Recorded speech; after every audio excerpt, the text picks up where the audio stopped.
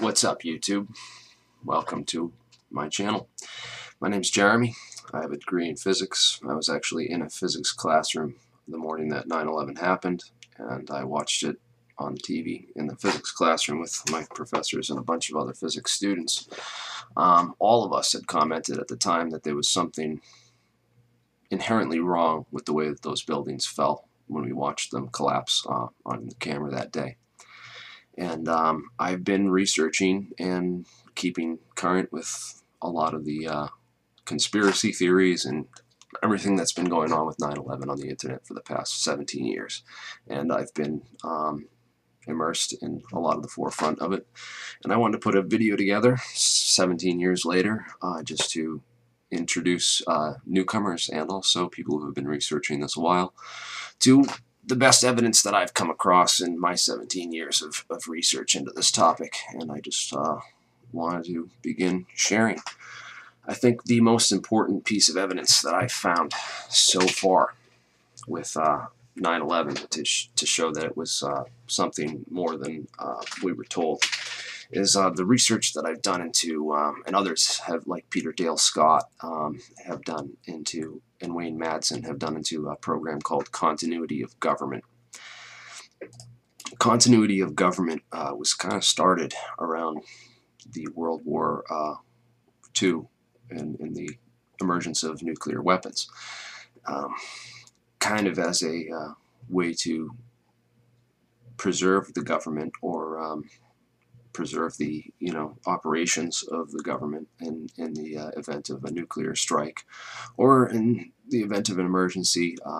And they planned for all kinds of disasters, and they had military personnel come up with scenario planning, where they basically come up with, they sit around, have a bunch of geniuses sit around in a think tank in a room and just come up with all different scenarios for like everything that could possibly happen. Like, what if they bombed New York? What if they nuked, Boston, New York, LA, Chicago? What if they, all these types of scenarios and stuff. They would just basically sit and make plans for, what if they do this? What if they do that? What if they kill both the president and the vice president? What if they hijack a bunch of airplanes and fly them into a building? All these types of things were scenarios that these people eventually, it started with, a lot of nuclear scenarios and building bomb shelters and fallout shelters, in all these cities and even top secret bunkers in a lot of major cities where the wealthy elites or the supposedly the government could go and hide in the times of nuclear war or disaster. So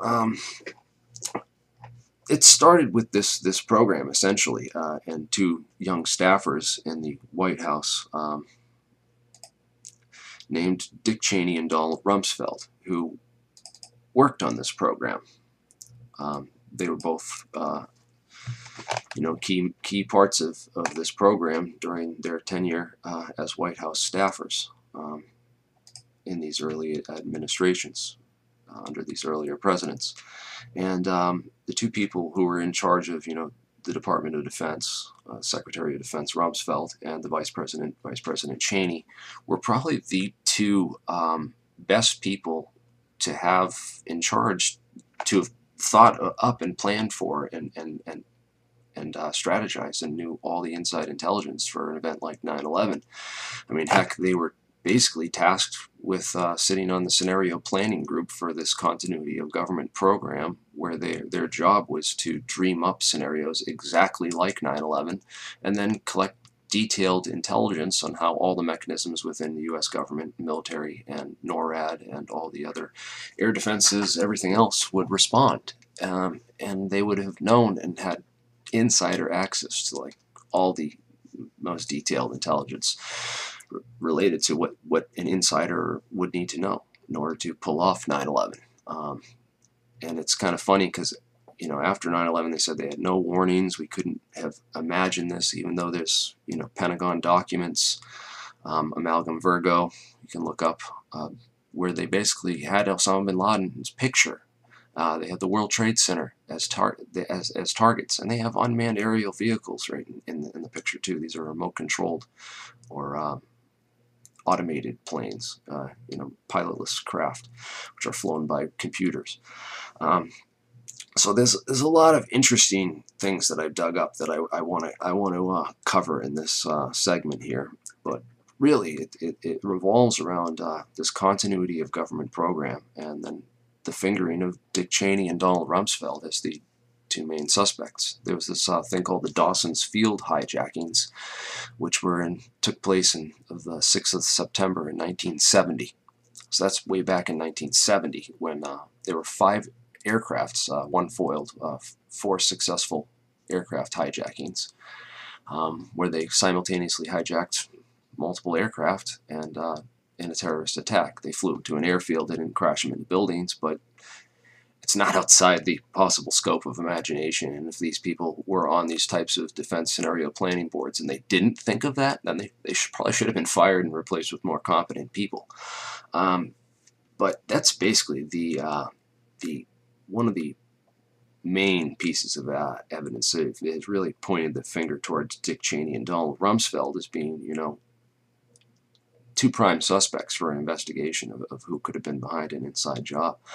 And what's interesting is we find out through doing a little more investigation that Dick Cheney and Donald Rumsfeld had another suspicious connection to that 3rd building that collapsed, which was World Trade Center Building 7. I don't know how many of you guys have heard of World Trade Center 7, but World Trade Center Building 7 is the center of a lot of 9/11 conspiracy theories.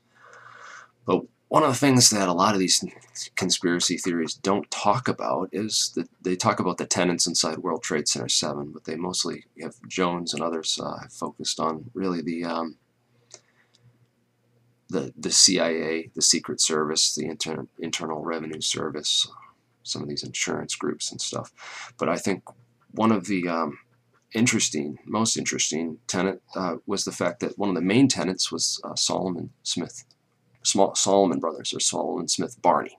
So Solomon Smith Barney, actually World Trade Center 7 was called the Solomon Brothers Building because its main tenant was Solomon Brothers Bank. It was an investment bank. And it was founded by 3 Jewish-American brothers, along with a clerk named Ben Levy, and it remained a partnership until the early 1980s when it became Solomon Smith Barney. But what's interesting is that Dick Cheney and Donald Rumsfeld used to serve on the, if you look up Donald Rumsfeld's resume, it's called the Rumsfeld resume. I'm sorry for the typing, I know that's loud, but look up the Rumsfeld resume. Here it is on CBS News, and you can see that he was, in fact, a member of Solomon Smith Barney Bank, and it says here, so it says so right here. In fact, I think Rumsfeld was the chairman of the Foreign Policy Advisory Board for that bank, and he probably went to meetings inside World Trade Center Building 7, which makes it even more suspicious why, when Rumsfeld was asked on camera by but there's a lot of Luke Radkowski, controversy surrounding that. It was the 3rd skyscraper that was away from. I gotta go. I'm walking down the street yesterday in New York City, and down the block I see someone taking pictures. I run up and I see no one other than the former Secretary of Defense during 9/11, Donald Rumsfeld. And the first thing that came to mind was the very fact that he was on a national radio show and said he didn't even know what World Trade Center Building 7 was. So... Good to see you. Can I get one too? Sure. I'd rather have my picture with that good-looking lady, but... You can get one too. Yeah. But I was wondering, have you heard of Building 7? Because there was like a radio show where you said that you never heard of Building 7. No, I haven't. What's Building 7? The 3rd skyscraper that fell on 9/11. Oh my gosh, sure. Now I remember. Did you do some research into that? No, I was busy with the Pentagon getting hit. Of course. Yeah, but there's a lot of controvery surrounding that. Oh, is it that was the right? 3rd skyscraper that was away from. I gotta go. Okay. But really, never. Princeton, right? He's getting his space for this guy to get his picture. Thanks. Wow, like what a scumbag. He doesn't know. He does know something about World Trade Center 7. In fact, he probably went to meetings in that building. He worked for Solomon Smith Barney. He was the chairman of the Foreign Policy Advisory Board for that bank, and quit just to take the position in the Bush administration as Secretary of Defense, where he should have been one of the people that knew exactly what was going to happen in the event of what happened on 9/11. He should have been the most prepared person, yet instead of taking charge and stepping up and doing taking control of the military, actually his actions that day are rather suspicious. He was actually out on the Pentagon lawn. This is a picture of Rumsfeld from the morning of 9/11. There, firefighters are still putting out the fire, and you can see that the entire roof line is still intact. It hasn't yet collapsed. And Rumsfeld's here walking off the lawn.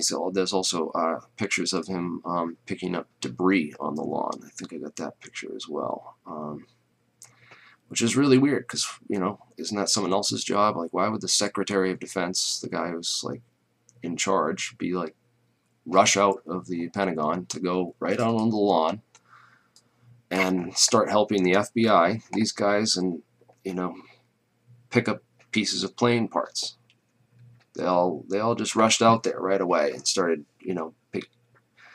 picking up the scene and gathering all the evidence and stuff. It's just really suspicious.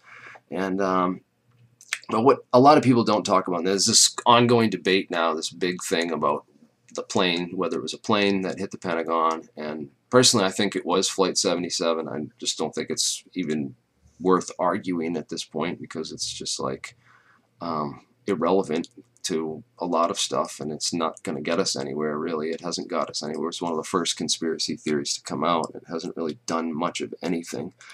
But my whole thing is what happened to the original Flight 77, what happened to all the passengers. It just adds a whole layer of complexity to a conspiracy scenario, whereas, if you just hijacked the thing by remote control and flew it into the buildings, it would probably be a lot easier and less complicated.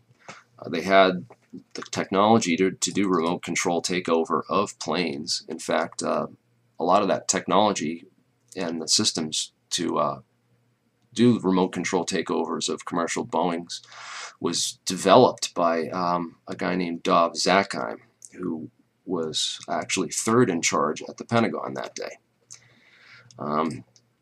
Another interesting coincidence and character in this whole drama.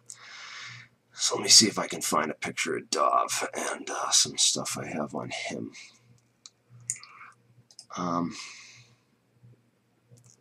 I'll look him up right here so people can see who Dov Zakheim is.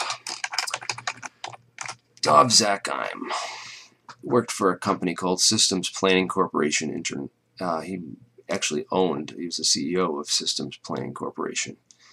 And this is him right here. And this guy right here.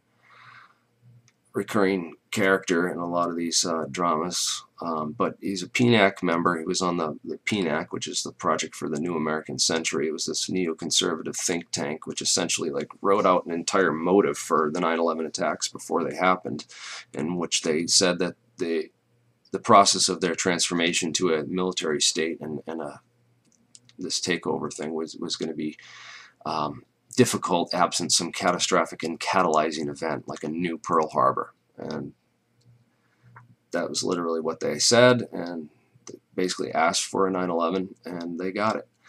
And it's interesting because these people they had to have been at the top levels of government and these corporations that do foreign contracts. I mean, Dick Cheney had a Halliburton and his whole history with that company. Basically, they put him as the head of this Halliburton company, because he was a White House insider, could get them all kinds of contracts through his connections. And Halliburton grew into this mega giant of a corporation in 2 decades, thanks to government contracts and the expanded business influence that Dick Cheney brought to that company. Of course, Dick Cheney was working with Halliburton, selling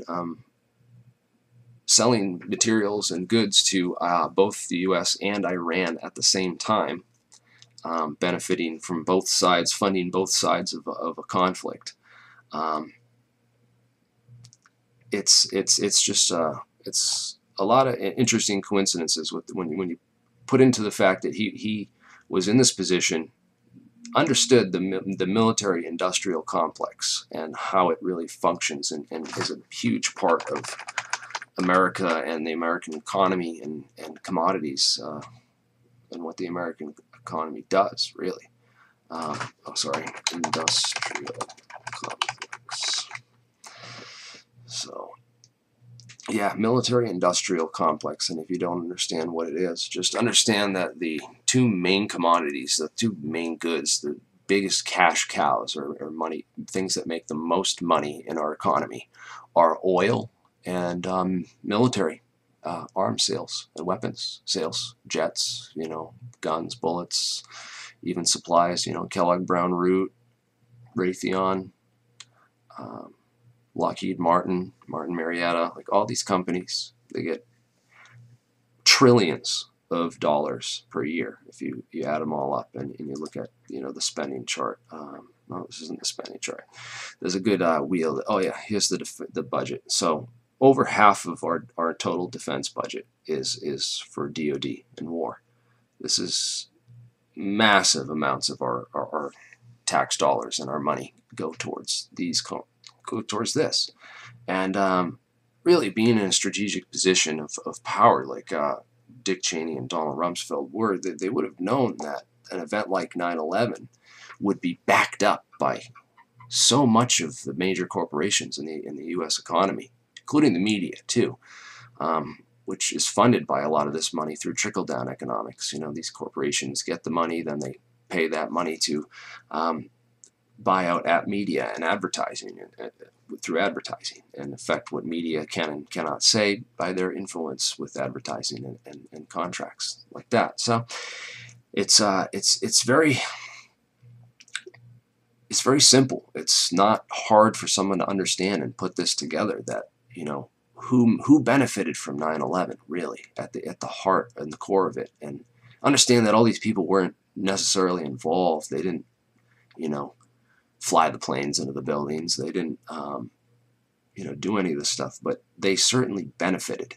They certainly would have the motive to help cover it up or go along with the official story, and they would not have motives. It would hurt their business. It would hurt their image. It would also make them outcasts. It's kind of like this gridlock, like none of these people can really speak out about 9/11. They can't talk about it. It's this taboo subject. It's this no-no because it's really all these businesses, corporations, and money, real big money, is protected by the 9/11 lie. It's all held together by that 9/11 lie, the idea that it was Tim Osmond, who was a CIA agent during the 1980s, funded and trained by the CIA, who armed the Mujahideen and created Al-Qaeda, created ISIS, manufactured the enemies we now fight today, which with that massive pie chart and we saw in that wheel, all that money we throw towards war and defense, that we can't protect ourselves and hunt down a bunch of terrorists like this, that we can't, that we're defenseless against them, and that we need this never-ending war and occupation of oil-rich countries in order to protect ourselves from these boogeymen. It's such a fucking joke. I mean, it's a simple fact. And you know what? I really would like to host an open debate. I think it would be great if we did more debates and hosted more debates. In fact, I want to get Michael Shermer. I want people to go on Twitter and find Michael Shermer, and I want everyone to just bombard him with tweets about 9/11, his article Fahrenheit 2777, in which he cites the melting point of steel and says that no steel was melted. Let's see, Michael Shermer. He's a skeptic. He's head of Skeptics magazine, and it's just a joke that the head of Skeptic magazine is pushing the official theory of 9/11 and hasn't really seen the evidence or taken any of it seriously. Either that, or he's just locked into this position where he can't speak out or talk about it seriously.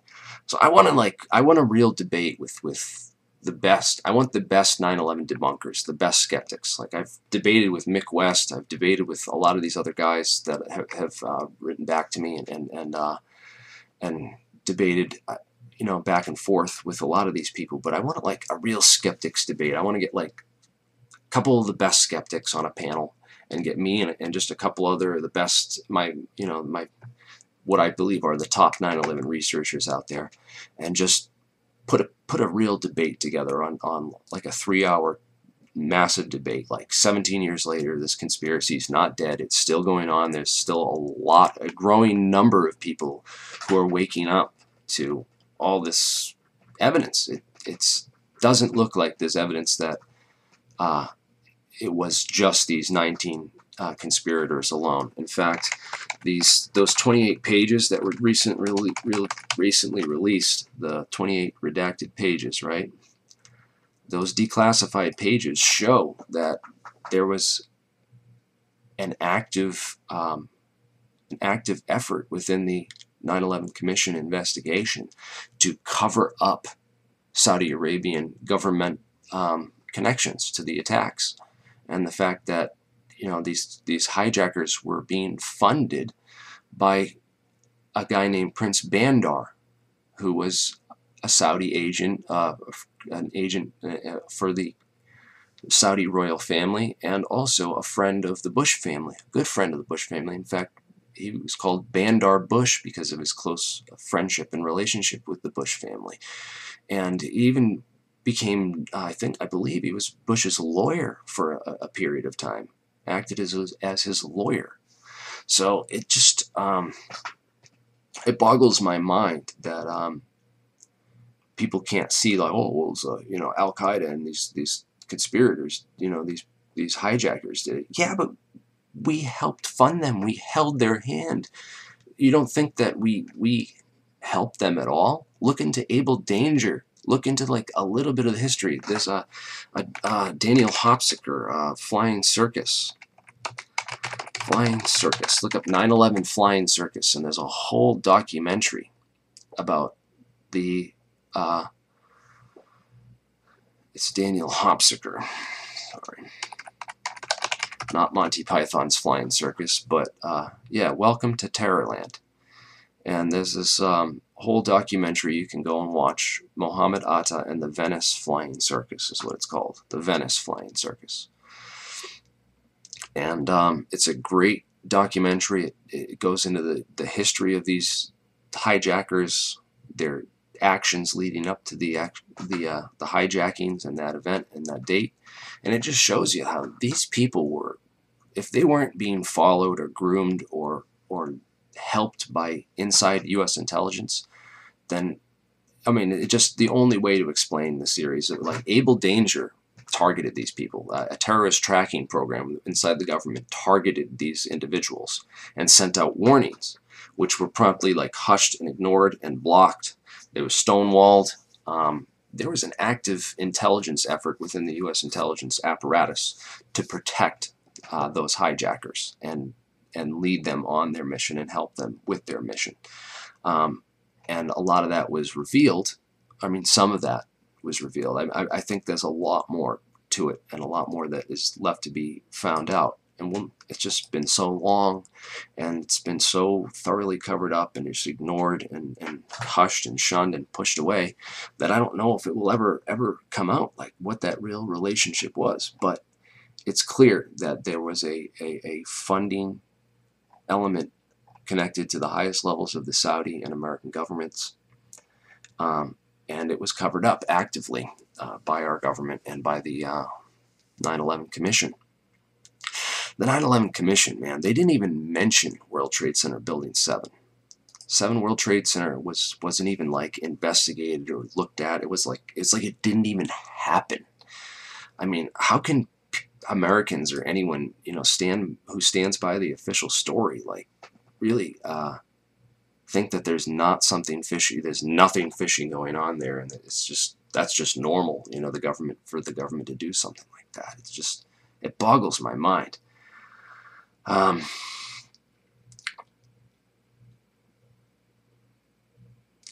Anyways, yeah, I'm looking for some questions or something in here more, but you know, I'm just going to keep going because I got a lot of stuff to cover with this topic.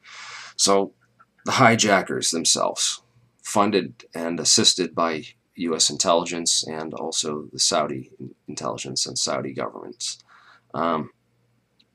Very interesting coincidences. Let me think. What else? What else is really super important this many years later? We got Dov Zakheim, and we talked a little bit about those that remote control hijacking technology.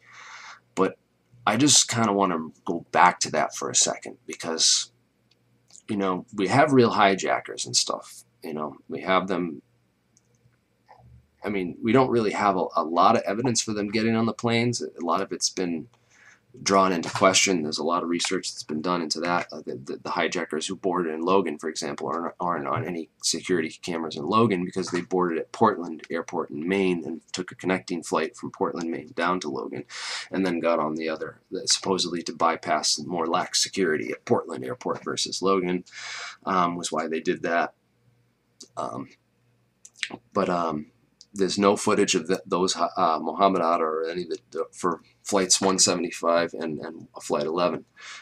There's no evidence of those hijackers even boarding the planes.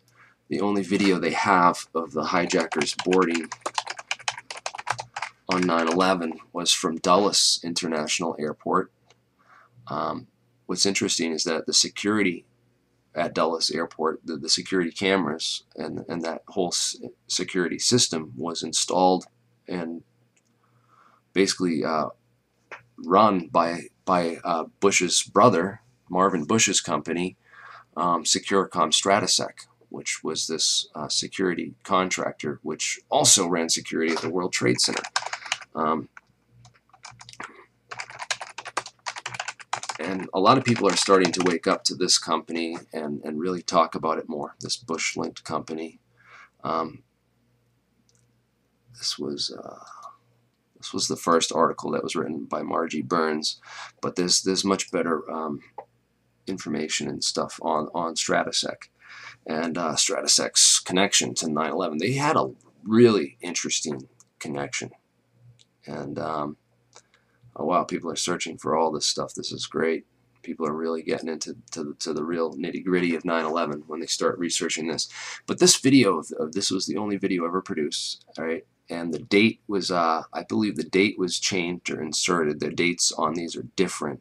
There's someone that showed that the date on the video, on the actual video, they got the date and it was the wrong date. It was like from the day before or something. And so there's no way to authenticate that it's the actual video from the actual day.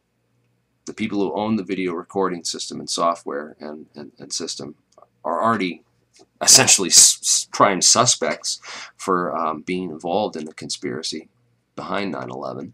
It was this company, Securicom Stratesec, which had contracts at Dulles Airport. They also had contracts to install the security systems that were at Logan International Airport, even though those didn't catch anything at Logan Airport because of the reasons I mentioned before. But it's just an interesting coincidence that this is the only video. This is from Dulles Airport. This is the hijackers who allegedly hijacked Flight 77, which is the flight that allegedly crashed into the Pentagon. But it's interesting that is the only picture. This was the one used on the media to show that these hijackers were the ones who boarded the planes. And that's really the only evidence of it, and it's been called into question because it's got the wrong date stamp on it, and also it's look who owned it, look who ran the security system and controlled it. And these people weren't investigated and were thought to have no negative connections to terrorism or anything else. I think it's just amazing. And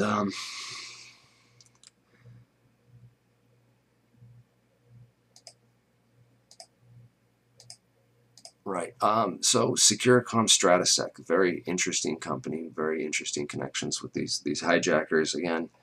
But back to that, what I was talking about with the where's the remote control thing? I had that page up on the.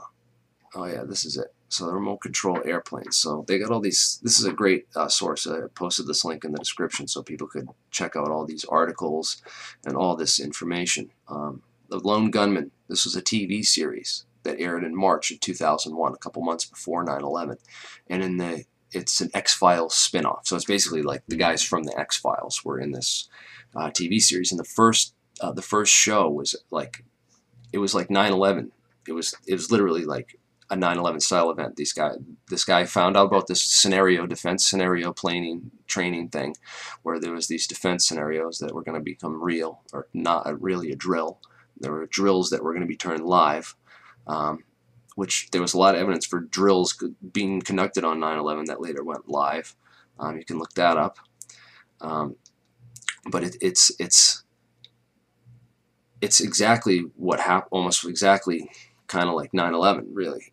It was this guy, he finds out about this conspiracy and goes to take a flight to go tell someone and meet someone to break the story out. And while he's on the flight, the whole plane gets hijacked by remote control and gets targeted and starts to fly into the World Trade Center, and he has to call and make cell phone calls and do all this other stuff to try to overcome the hijacking system. And then eventually he like overcomes it at the last second and like pulls up and something, and then the media put out some spin on it to like some story about like what happened with the plane, and covered it all up and stuff. And it was all in this X-Files spin-off episode, which aired months before 9/11, which is just really weird.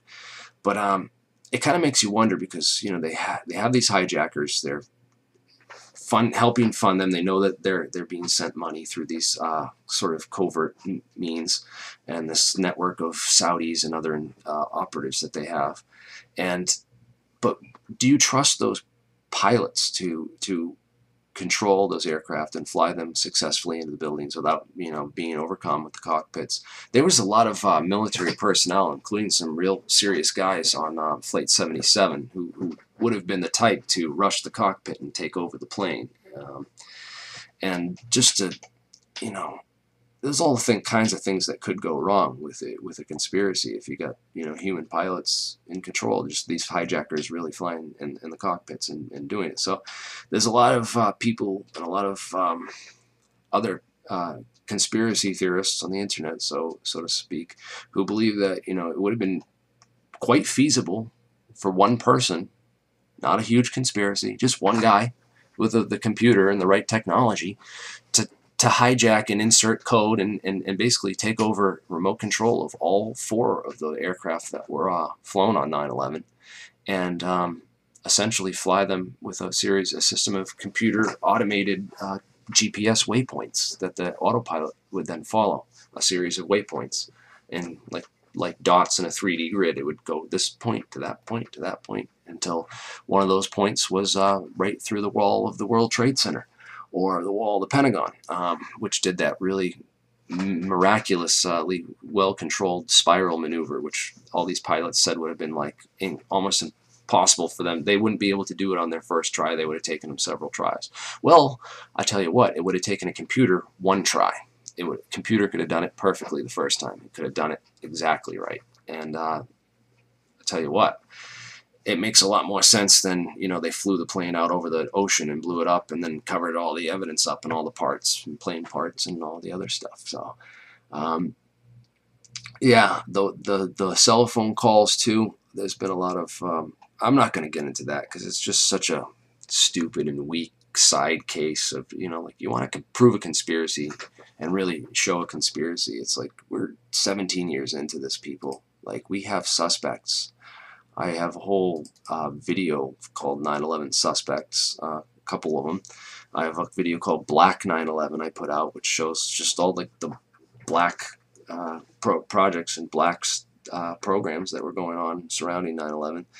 Oh yeah, here's some good pictures I forgot to show. So this is Bandar Bush, fishing buddy with George H.W. Bush, Poppy. And yeah, it's just these guys have an intimate connection. I think those are the blueprints of the World Trade Center. Oh, that was John McNeil. John McNeil's an interesting character and another person worth mentioning. John McNeil was actually head of security at the World Trade Center and was replaced just before 9/11. He stepped down and was replaced by another guy who took over as the head of security at the World Trade Center. And or John O'Neill took over as head of security at the World Trade Center, sorry, and he was killed his like second or third day on the job inside the towers. It was kind of like he was set up. But he was like the FBI's leading expert on Osama bin Laden.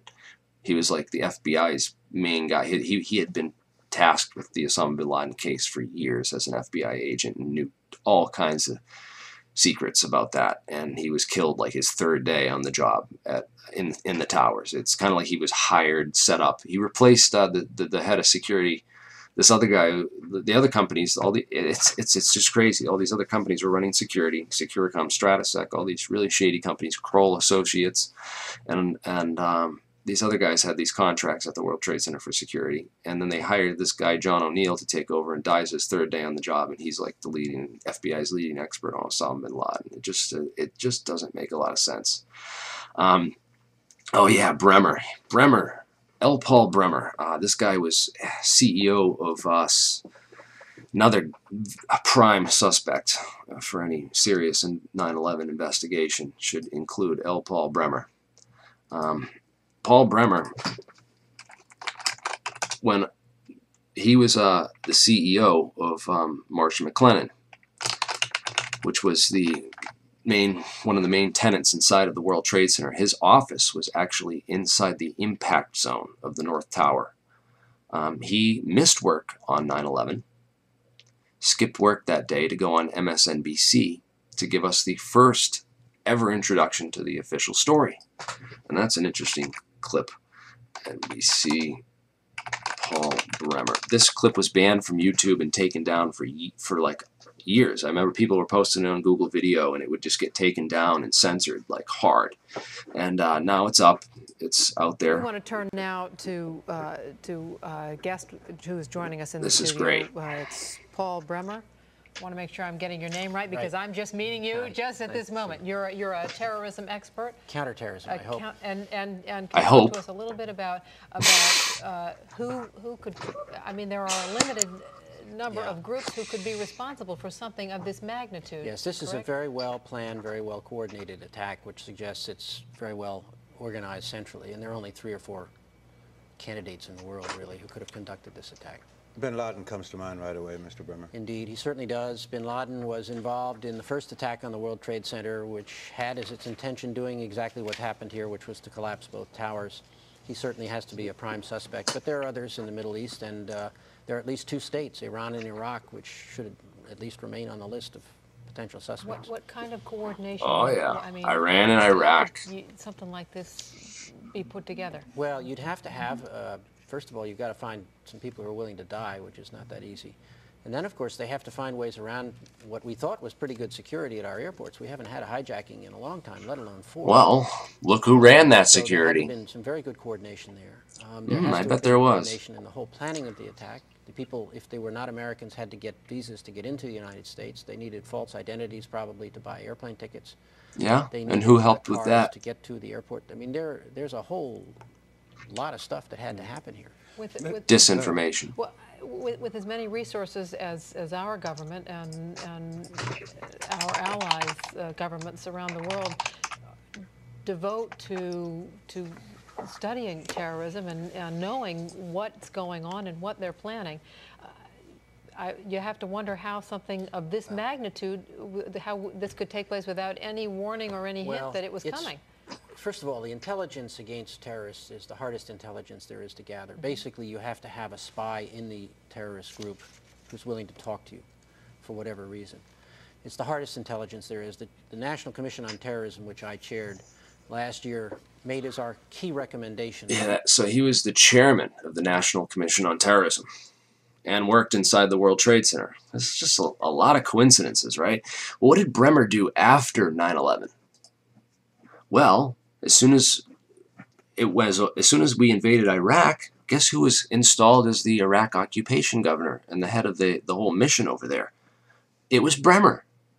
Why not? The inside man. He had to have been down with the plan the entire time and like gone along with it. Bremer lives in Vermont now, and he's like George Bush, has taken on painting in his retirement. That's what he likes to do now, is paint. Here he is up in Vermont. Oh yeah, look at you going skiing and painting. What a great life, huh? What did you do in Iraq? He's basically the man responsible for turning Iraq into an unwinnable quagmire too. He's the guy who destabilized the military and the police force, and helped just destabilize the entire country. Instead of it's just a war that was never meant to be won. It was an occupation for oil-rich lands, and he was the ambassador to be placed in charge of that entire operation, the inside CIA man. And to think that this guy is not somehow involved with 9/11 when he missed work that day. Plane flew right into his office, and then he gets chairman of a commission on terrorism and all this stuff. It's just too good. And it's funny because we got people in the comments section, I swear they're trolls, asking about the Judy Wood DEW theory and no planes and all these other side theories, which have been pet theories. They've been beat to death and like just gotten nowhere in this movement for years. And nobody's talking about these guys. Nobody's talking about suspects. Nobody's mentioning names. And like literally, we could be taking down the criminals, the entire cabal. This is the deep state. If you want to talk about the deep state and where you could really hit the globalists hardest, these are the people we need to like relentlessly go after and never give up on. We need to be like calling into the media, calling into every show, like people watching this, like when they get shows out there today or media is talking about 9/11, find a way, like if they got a call-in number, find some way to get out there and just start throwing these names out there. Dov Zakheim, L. Paul Bremer, Larry Silverstein. That was an interesting article I just saw, which was in a mainstream news. I think it was the Post. It said 9/11 conspiracy insurance fraud. I think was it. It was. It was some new article, and it was basically just trying to say that was the entire thing just an insurance scam, because Larry Silverstein, made like $6 billion off the attacks. He profited $6 billion from the attacks. He bought the lease for the World Trade Centers a couple months before 9/11. Was involved with and taking, all these sorts of conversations with Kroll Associates and some of these other guys about terrorism and all this stuff. So he took out an insurance policy against the World Trade Center, specifically guarding it against acts of terrorism. And which is really interesting. What he specifically says, I'm going to specifically take out an insurance policy to insure my buildings against acts of terrorism. And then he claimed that since both buildings were hit by two separate airplanes, it was two separate acts of terrorism, and he sued for twice the amount and got it. It's just amazing that he wasn't investigated for insurance fraud, or that the insurance companies who paid him out that massive sum of money didn't try to like probe into this deeper. It's almost like it's just an interesting set of coincidences. And Larry is an incredibly lucky guy. Missed work that day, like Bremer. Made a lot of money off the attacks. Knew about this whole asbestos deal with how much it was going to cost, the quotes that they had from the company for the asbestos removal at the World Trade Center.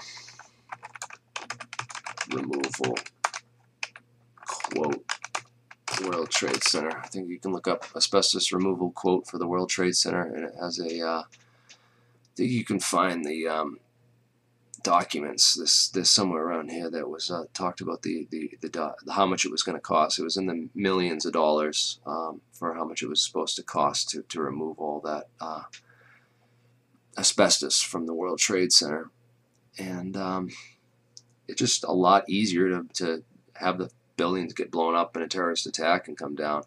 The buildings were outdated. They used a lot of, they were really impossible to upgrade with the new types of cabling infrastructure because of the conduits and the way that the electrical wiring was run throughout the building. It was going to cost millions to redo all the electrical wiring in the building too, apparently. And it was just less costly to tear them down and build a new building, but they couldn't tear them down because of all the asbestos in it. Really, it's an interesting story if you look into it. But there were some interesting renovations that took place inside the World Trade Center prior to 9/11, where they had entire floors were remodeled, and there was also a elevator modernization project which took place just before 9/11, in which they redid the elevator shafts in the World Trade Center, and those workers would have had unrestricted access to the core columns of the building, to the core steel of the building, and as a lot of people think that, you know, Bush's 9/11 Commission never investigated their work in the elevator shafts, and they did a lot of different work over a decade, 1994 to 2001, almost a decade. It's definitely not entirely impossible that these buildings were rigged with explosives for demolition ahead of and before time, before the events. And if you look into it, let me find the World Trade Center fireproofing renovations. And this right here, you'll find this upgrading with the floors, and you can see that they did a whole renovation on floors 92 to 100, and then on floor 102. And then in World Trade Center 2, they did floors 96 to 97, floor 92, 88, 89, 77, and 78, like right all around the impact zones where they did these major full-scale renovations and remodifications of the floors inside the World Trade Center buildings. I think this might be World Trade Center 7. I don't know if this is. This doesn't look like the facade for the towers themselves, but yeah, you can do a lot of research onto this and find out that there was ample time for a number of different people to have had security access to the buildings, and there was lots of construction work going on at the same time in these shafts. It's entirely feasible that they could have had other teams or operatives inside those buildings during those renovations or during those construction projects, which could have served as a covert operations window for installing explosives or nanothermite or whatever you have in the building. So yeah, I just it's kind of crazy how Michael Shermer and these so-called skeptics, he put together this 9/11 conspiracy video where he pretended to be like the bad guys meeting in this back room to discuss this deal. I think this was it. This was their alleged meeting, and they basically, skeptics were, you can't handle the truther. That's what it was called. You can't handle the truther. And it's true, they can't. That's why they don't talk about 9/11 anymore. They don't debate it. But it's just the most ridiculous thing I've ever seen. I can't believe a skeptic, the head of the Skeptic Society, put this film together. It's such propaganda, and it just denies all the evidence and all what's staring us in the face. I think it's yeah. So the fireproofing that they could have had, spray-on fireproofing. A lot of some theorists have argued that they could have sprayed on nanothermite or replaced the fireproofing in the buckets for a spray-on form of nanothermite, like where you spray on the iron oxide and then you spray on the aluminum silicates or whatever, and it can make basically it would explain those bilayered chips that they found in the dust for that nanothermite evidence, whatever. If you look up nanothermite chips, right? Those chips that they read bentham open paper on them and look at them, it would explain how those chips were created. You know, they could have had a spray-on form of fireproofing where they literally sprayed this stuff on the beams and called it fireproofing, but it was actually nanothermite, which would make perfect sense because, and according to the NIST report, NIST reported that it was thermal expansion which caused the buildings to fall. And they also, in their model, their black box computer model, it was shown that they assumed no thermal expansion of concrete, just a thermal expansion of steel, which wouldn't happen in a regular fire. In a regular fire, both the steel and the concrete would be heated at the same rate and the same temperature, and they have virtually the same degree of thermal expansion, which is why steel and concrete structures work so well and perform so well in fires. Thermal expansion, 9/11, but this was the case that they cited for why the towers collapsed. NIST said that these shear studs broke off when the beam shifted through thermal expansion. Well, that wouldn't happen in a normal fire, but it would certainly happen if you sprayed nanothermite on the beams only. And when the nanothermite reacted, it would heat up just the beam and not the rest of the building, which would cause exactly what happened in NIST's computer black box model, which led to the building's collapse. So it's just interesting how you can take their data and their science and throw it right back at them and use it against them. It all falls apart. I don't know. I would love to debate this with Mick West, even though he seems to be more apt to debate the actual physics and the demolition side of the conspiracy than actually all the real nitty-gritty of who was behind it and who did what.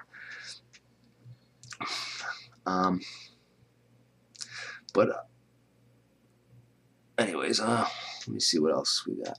Yeah, I definitely need to put a whole documentary, and I actually have a script going on. I've been putting together a script with all this stuff to put together a full-length documentary on all this material and really present it in a really clear and concise case. And if people are interested in that, they can go to my website, 9/11 Inside Out, or email me and help me make this into a full-length documentary and a film to really put all this together. Okay, so the art students. A lot of people have pointed to the art students in the buildings.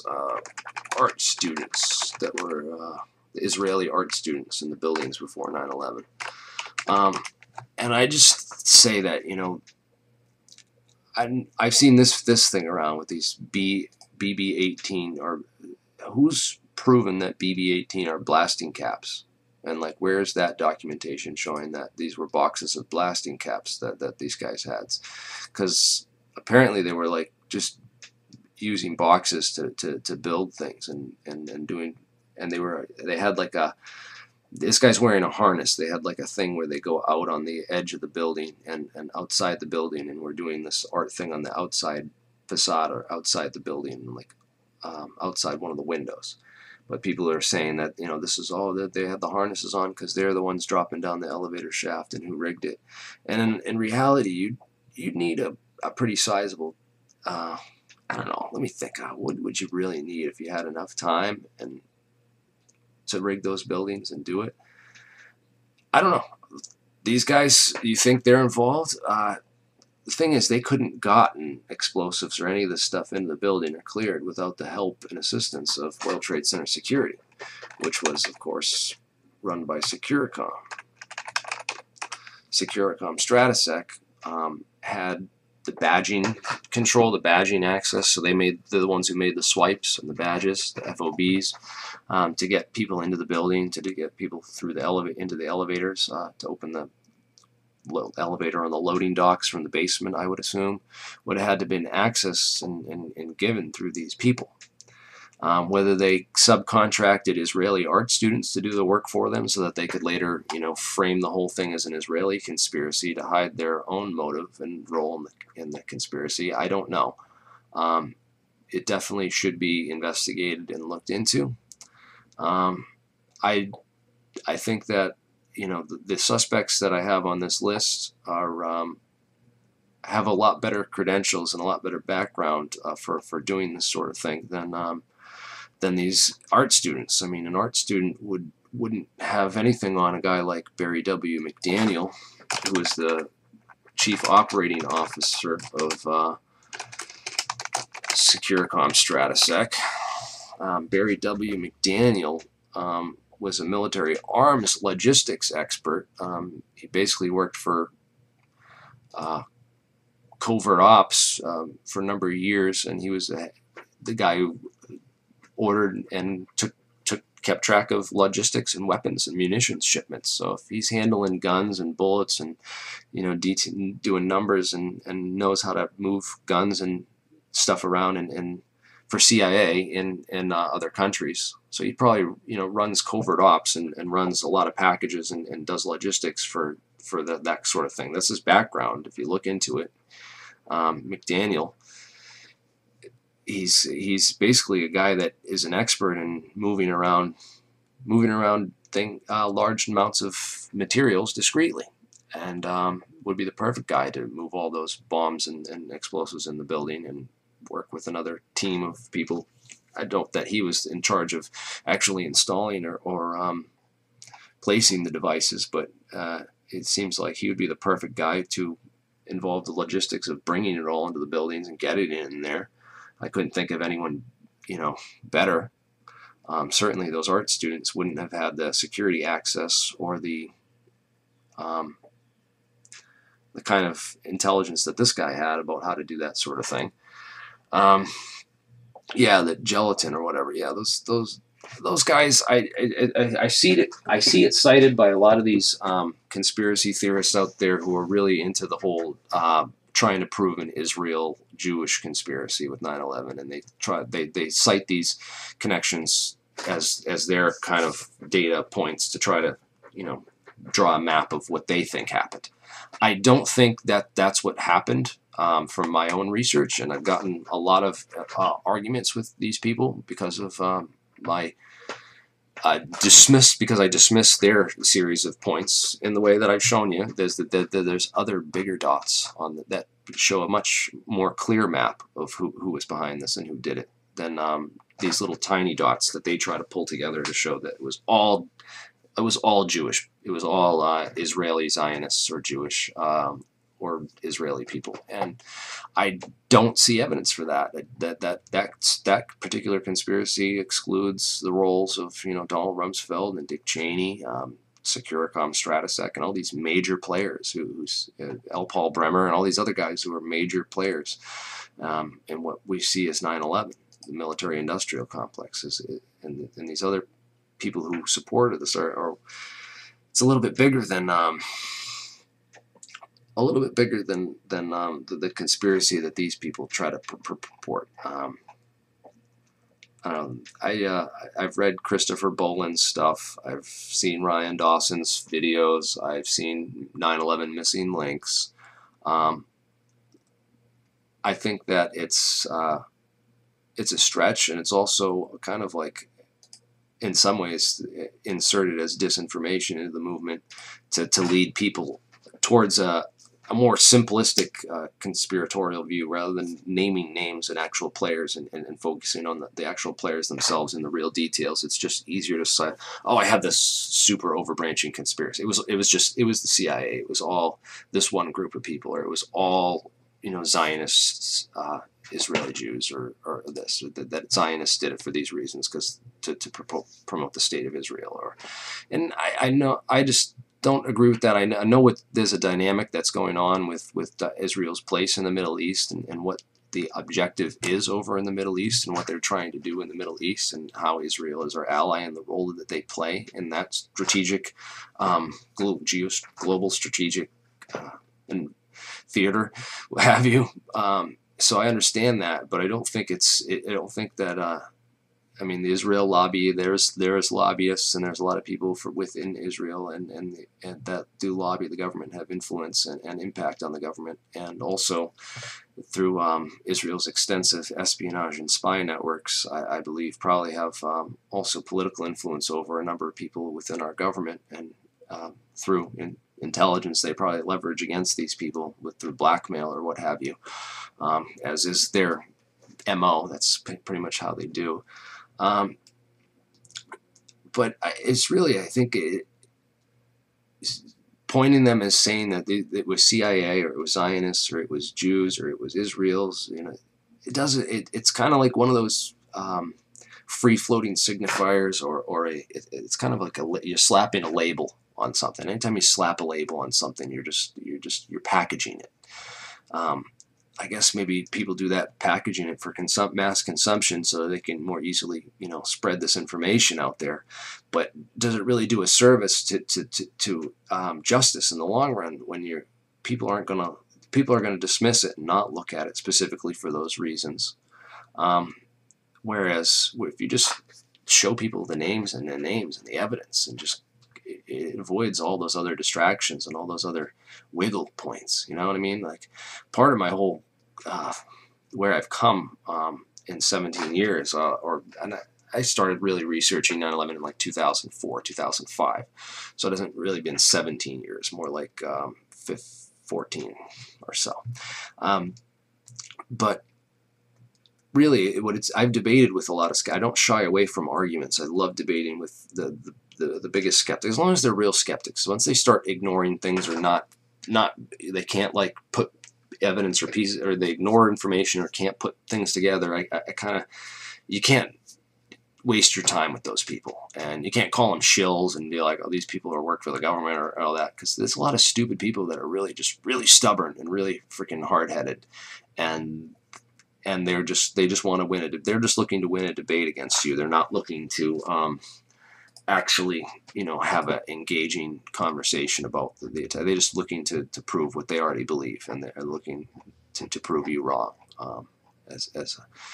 And that's, you gotta move away from those type of people. But you know, I have developed these things and learning the best types of debates, the best strategies for debating people, the best ways to wake people up, the best evidence, the best things to present, because there's so much just irrelevant junk and crap out there with 9/11. It's hard. So yeah, 9/11 skeptics. Let me see. I wish we could find more skeptics, and I wish I could get like a real debate going. You know, someone wants to contact me. I'm taking the day off today because it's 9/11, and it was my son's birthday yesterday too. But it's also 9/11, and it's just a day that I like to devote towards spreading the truth of what really happened that day, and sharing information with people about what happened that day. And I think we all should do our part to spread and share as much information about this as possible. And thanks. And you know, this has already been an hour long. I've gotten to a lot of stuff on this. One more thing I do want to get into, though, is this company called AMEC. This is a great video. It's got a robot voice, but the information is still pretty awesome. It's all right here, but it's just basically talks about, you know, the Pentagon. This big debate going on with a lot of people like, oh, why are you supporting, you know, the official theory, and then people who believe that it wasn't really a plane. There's a lot of just focus on that, and I think that it ignores a lot of the inside stuff that was going on in the Pentagon. There was this company called AMEC Construction, and they had a $258 million contract to refurbish this whole entire wedge of the Pentagon. And they installed Kevlar siding, this Kevlar paneling, ballistic paneling. So I'll give you a whole rundown of the renovations that they did. They installed these bomb-proof, bulletproof glass windows, which I don't think these are the ones. It might be this one, which is the one that withstood. Maybe these ones did get blown out from the impact, and this was it. But I thought it was that 3M indestructible glass that they had installed. And also they used this Line-X wall coating. So it's like a truck bed liner and a rhino liner. And there's a whole video This is a cinder on block it where they do like ballistic testing, and they just blow up the cinder block wall regular, and then they paint it with this reinforcing Line-X material. So they spray it down with this this Line-X material, and then they yeah, these guys, they're spraying it with the only thing to do is coat both sides. So they coat it with this special Time for Wayne to truck strike bed liner, again. like heavy duty material, and it and then they blow up the bomb again, and they show like basically how it can withstand. It can withstand way more impact and way more force. It basically makes cinder block walls explosion proof, and so like this was part of the renovation that was done.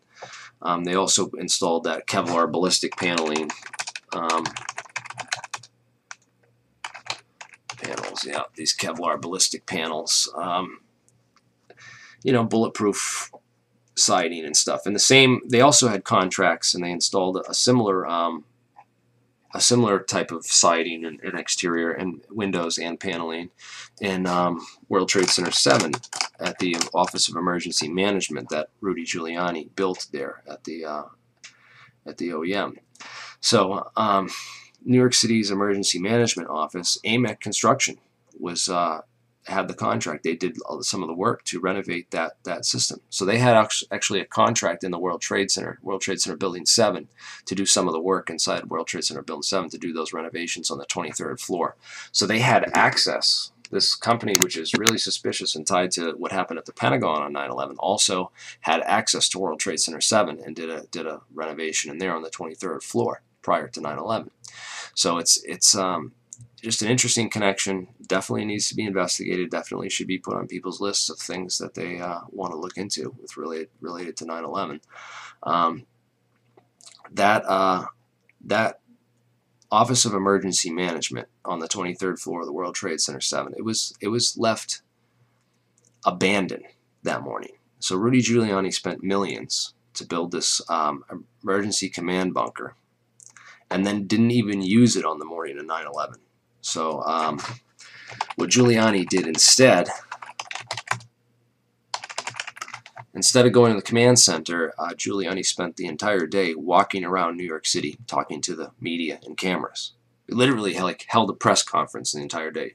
Instead of going to this emergency command center, taking charge and like this operations center, and he literally probably was told to leave the operations center alone. I think Rudy was an insider, and he was a conspirator who was involved, because he's a black ops guy. He comes from a history with the Iran-Contra scandal. He helped prosecute a bank called BCCI, the Bank of Credit and Commerce International, which was central to this Iran-Contra scandal. And then after 9/11, he went and actually worked for BCCI. So he went to prosecuting BCCI to working for BCCI, and this bank was another really well-connected drug money laundering bank, and it was connected to the funding for Al-Qaeda and the Mujahideen. It's just been tied to all these things going back to the same black ops players who were involved with who were suspected of being the 9/11 suspects. And it's just interesting that Rudy Giuliani, instead of going to that command center on the morning of 9/11, this Jerome Howard, he's also another suspect himself. But anyways, Giuliani skips work that day and just spends the entire day talking to the media and the news cameras. So it's clear that he was told to stay out of that emergency management center. Someone else was in that OEM. Someone else was. It would have been the perfect place inside World Trade Center 7 for insiders to basically have a command center to stage the events from. It would have been a perfect CIA outpost for them to sit there and conduct the attacks from. And it was left abandoned that morning while Rudy spent the entire day talking to cameras. He held a press conference. He's like, obviously they told him, like, go out and do this. You're going to get seen. Everyone's going to remember your face, and it's going to. They basically rewarded him with a presidential run and a bid for president, like, which he almost, like, they were pushing him hard at the beginning of that election before they realized, you know, that he was too much of a creep to really be trusted as a serious presidential candidate. But it was pretty crazy, because it's almost like Rudy was this inside guy told not to show up to the OEM command center, instead spend the day walking around talking to the media, and that will put your face out there, and you could be president, you know. And he literally ran on 9/11. There was that whole Family Guy where Lois did a presidential run where she literally was just yeah, this is the election campaign. So this was her election campaign that I'm sorry, your time is up. No, I'm not impressed. I'm not impressed, not yet. Mayor West, if re-elected, would you increase the free... I'd like to have a beer with him. I'm voting for him. I don't understand these people. He didn't even say anything and they're eating it up. Lois, undecided voters are the biggest idiots on the planet. Try giving short, simple answers. Sir, your question, please? Mrs. Griffin, what do you plan to do about crime in our city? A lot. Because that's what Jesus wants. 9/11 was bad. I agree with that. God, I can't believe how easy this is. Mrs. Griffin, what are your plans for cleaning up our environment? 9/11. it was literally like it was almost like they have a whole clip of Giuliani president run 9/11. They have like a whole clip of him every time he said 9/11.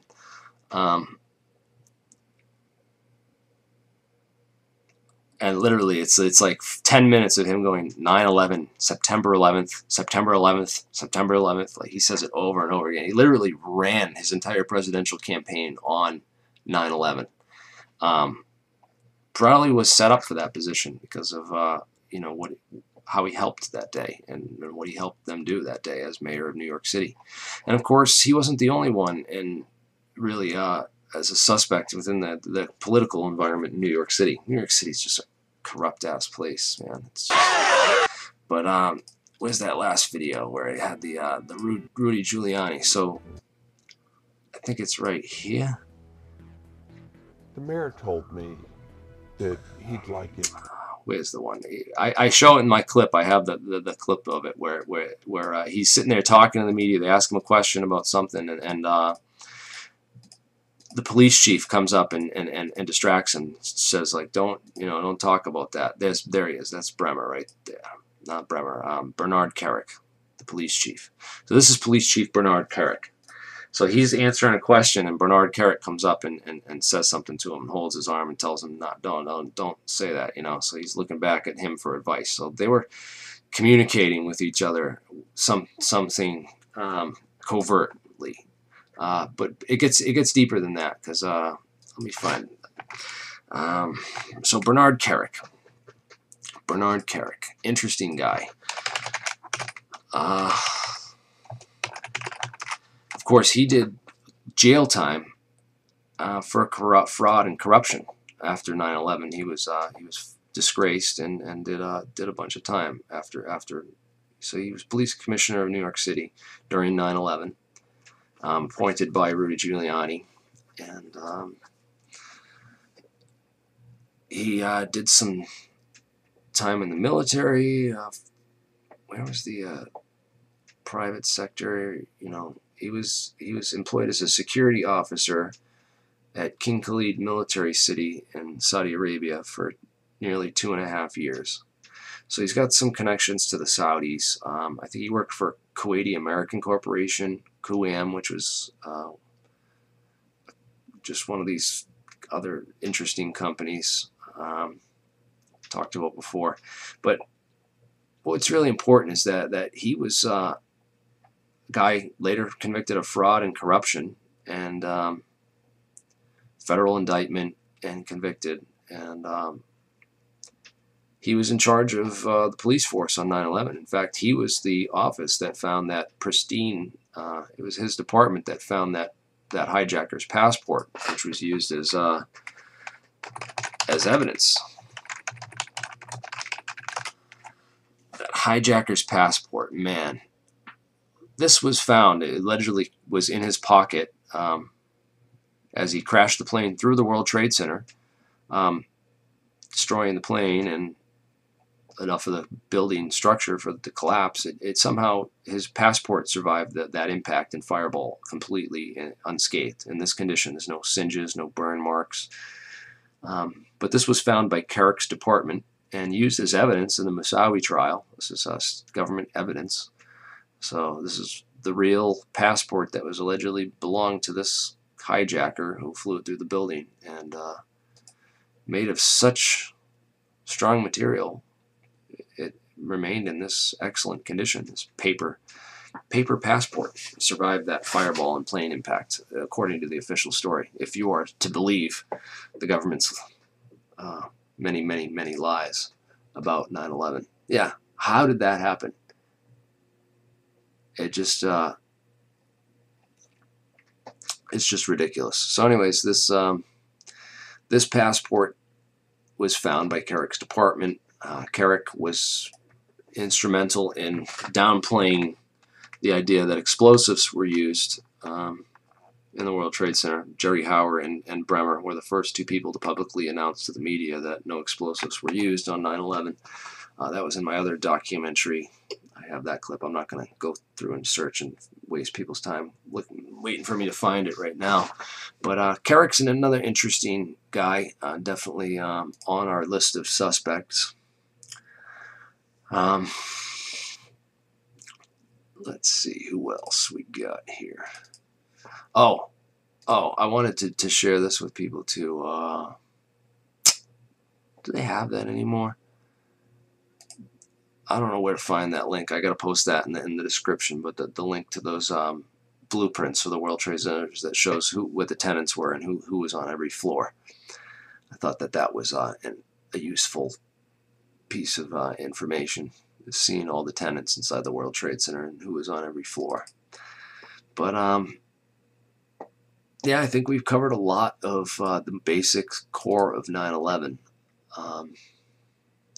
Anything anyone else would like me to spend a little bit more time on or talk about before I wrap this?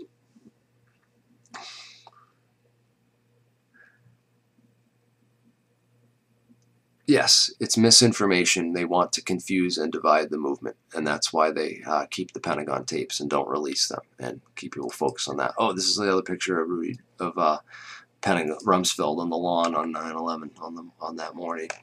There he is carrying off plane debris. Very interesting.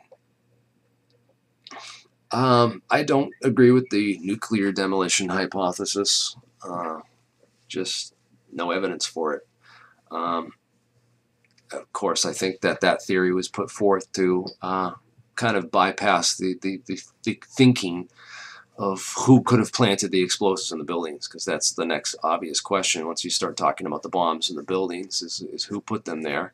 And it makes that question a lot more avoidable if you just say, oh, it was just one single nuclear device, because then it's a lot easier to smuggle a mini nuke into a van in the basement, put it under the World Trade Center and blow it up and say that, oh, that's what happened, you know.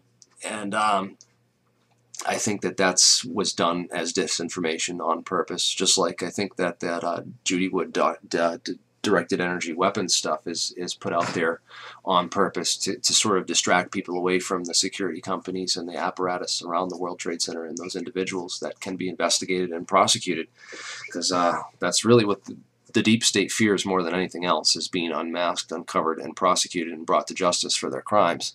And they'll do anything, whatever it takes, to promote theories or anything else that will distract people and move them off that trail.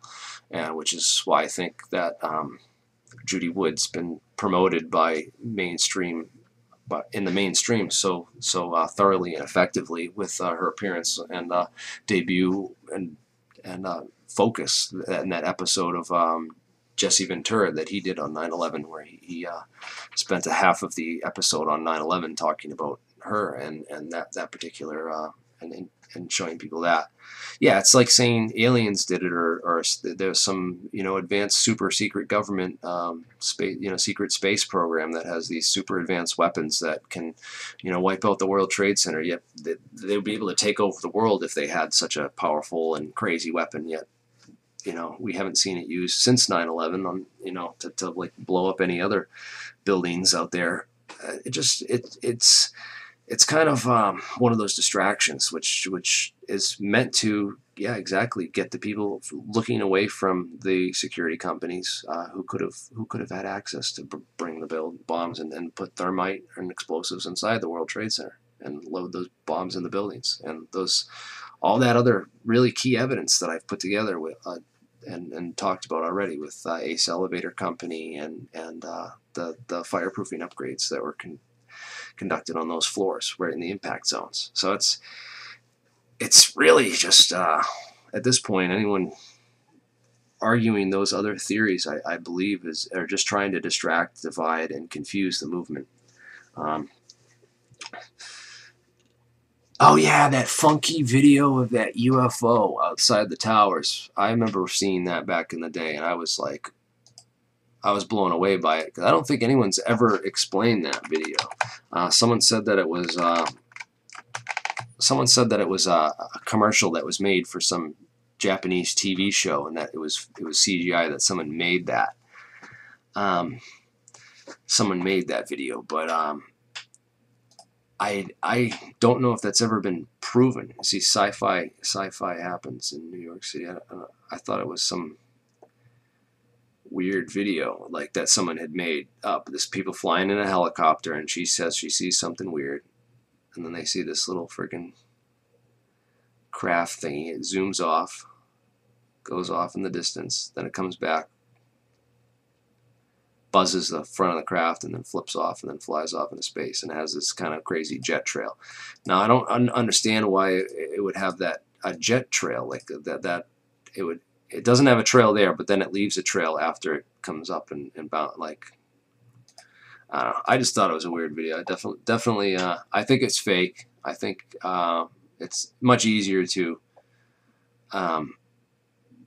It's much easier to think of it as a fake than to try to explain that. But I would say it's probably a fake, because for one, they wouldn't need a UFO if it was if this is a government craft. They wouldn't need it and it's not aliens. I've already talked about what aliens would be so much more advanced than that.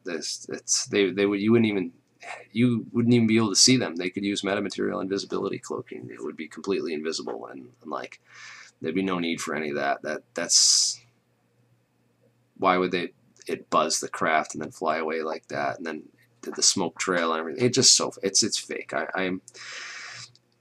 I really believe that was a hoax, and that it was put out by the Sci-Fi Network. But I don't know. Again, believe what you want, people. Like, it is the internet after all, right? So, yeah, a Jim Garrison with the balls to lead a real investigation. That would be great if we had a real prosecutor for 9/11 truth. Like someone who could really prosecute the crimes. We need is like a new 9/11 commission, like with a whole bunch of people. Yeah, the thing that really makes me think Judy Wood is a disinformation agent, people are now talking about this in the comments, and the thing that really makes me think that she's a disinformation agent is that she doesn't still leave thermite or these other things as a possibility on the table. She actively tries to discredit them and uses just the dumbest arguments and the dumbest like excuses to push people away from those other theories. And it's like, no, you could believe her theory if you want. Personally, I don't think there's any evidence for the energetics of there's sure we have directed energy weapons. A laser is a directed energy weapon. My fist is a directed energy weapon if I direct it at something.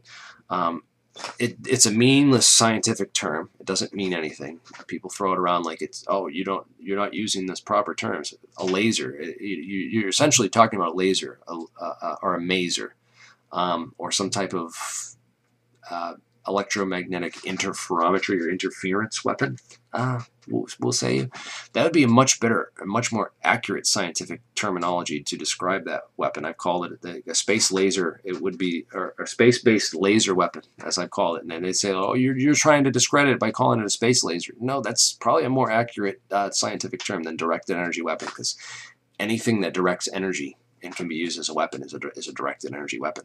A bullet, a slingshot pellet is a directed energy weapon. It is a scientifically meaningless term, and I think it's put out there on purpose to discredit people and the way that we're perceived by scientists and in the scientific community. It's funny how I've asked numerous of my professors later on and gone back to them and asked them about 9/11 and the science involved, and all of them have pretty much heard of Judy Wood, because this stuff's been so saturated within the scientific community, but they hadn't heard anything about like Stephen Jones or the nanothermite or any of this other stuff. They've heard all about Judy Wood. They've gotten tons of stuff about that that's literally flooded out there.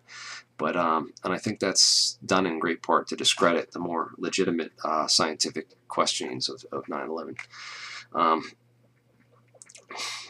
So yeah, the Great Thermite Debate is a good one to watch. 9/11 Experiments on Physics and Reason. The Great Thermite Debate. This is almost 4 million views now. Nice active debate still going on this video even right now, because 9/11's here. Expert versus expert. It's another good video. All of Physics and Reason. He's got a lot of good videos on that channel. This guy is actually a good friend of mine, Jonathan Cole. I've known a lot of his family for years before I even knew that he was a 9/11 guy or into 9/11, and then got to meet him and talk to him a lot about. We exchanged a lot of ideas for a lot of discussions on a lot of things, which actually led to him putting together a lot of these videos. I helped with a lot of the writing and a lot of the putting together of these videos back in the day. I collaborated with John and helped put those together. So you can thank me in part for some of those. Yeah, Judy Wood, I don't think that she's legit, especially I was listening to her on Coast to Coast when she a couple people actually got through and asked her some questions and stuff, and I tried to get through. I always try to get through to ask people questions, and it's just a waste of my time. Like, you sit on the phone for hours, and then they screen your call, and they don't, like, you have to say something like dumb to get past the call screeners, because if you ask anything serious, they literally like block you out and stuff. And they know my voice, I feel like, because they don't even like let me get on. It's crazy. I've never been in. I've done so much stuff like related to conspiracy stuff. I've never, they see all these guests that get asked to go on Coast to Coast, and I swear all of them are disinformation. They're all like just the wildest, craziest bunch of crap. And then I would never go on Coast to Coast, even if they asked me now. Why? Because I've been doing this 10 years, and they've never approached me or asked me to be on their show, which I'm insulted by that, for one, because like, why wouldn't you? And two, it's all fucking commercials. Like, who wants to sit there and listen to all commercials? Like, and then like hear the guys talk for like 10 minutes, and then as soon as they're getting into something really nitty gritty, commercials again. They hit it right with commercials, because they know, oh, we got them hooked now. They're gonna stay tuned because they want to hear where you're going with that, where that's going. So it's just, no, screw Coast to Coast. Half the people on there, but if you go and look up it, I think it was May 2011, Coast to Coast interview with Judy Wood, and I don't know if you can find it anymore, but she made some really stupid statements in that, which I really wanted to like clip them up and and let people hear them, because she said that that the nanothermite that they found was actually dustified building components. That, you know, that when the DEW, this directed energy super weapon, dustified the towers, that dustified the aluminum facing and the steel, the structural steel, that it somehow removed all the carbon and manganese from structural steel to turn it into iron, just plain iron, because those weren't present in the spectrographs. I'm aware, as far as I'm aware, the spectroscopy results on those samples didn't contain the trace amounts of manganese and carbon, which would be indicative of structural steel. So somehow those impurities got taken out. It got super oxidized, because it's Fe like 205. It's like this super. It's not just regular iron oxide. It's like an extra, has an extra oxygen molecule than normal iron oxide, which means it's like a super oxidizer. It's not just a regular oxidizer. Normally explosives, so all you need to make an explosive is a mix between an oxidizer and a fuel. And then I've had people say, like, about the fires that burned for 3 months after 9/11. There was molten hot spots underneath all 3 towers, which stayed hot for 3 entire months. They literally put the last fire out. The New York Fire Department says that they put the last fire out on December 19th, 2000. December 19th, 2001, 3 months after 9/11. And I had some Judy Wood supporters say, "Oh, there's no chemical known to man that can burn for that long underground. It had to be DEWs. Like everything's a DEW to these people." Like, and they did this. And I just replied to him. I was like, yeah, there is a chemical that can burn for 3 months underground. It's called an oxidizer. Go look it up. All you need is oxidizer.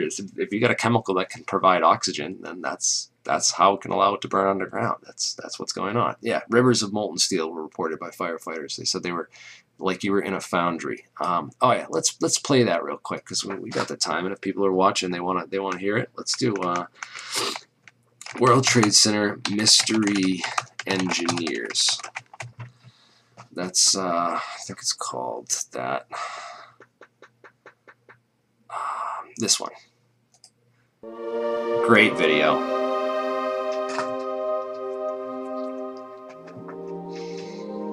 This liquid you see dripping from the World Trade Center. Look at that. It's like steam coming off it. It looks just like videos of thermite if you look at it. NIST, of course, the official story is that it was aluminum, even though aluminum's like silver and not bright, Structural steel bright is red. fireproof to last between 1 and 2 hours, which it did, and then steel melts. And then steel melts. It began to melt the steel. That steel literally melted and down. All right, so this before I play the rest of this, this video should be the one you show to Michael Shermer, because Michael Shermer wrote an article called in Scientific American, which is still up, still published. This was from back in 2005.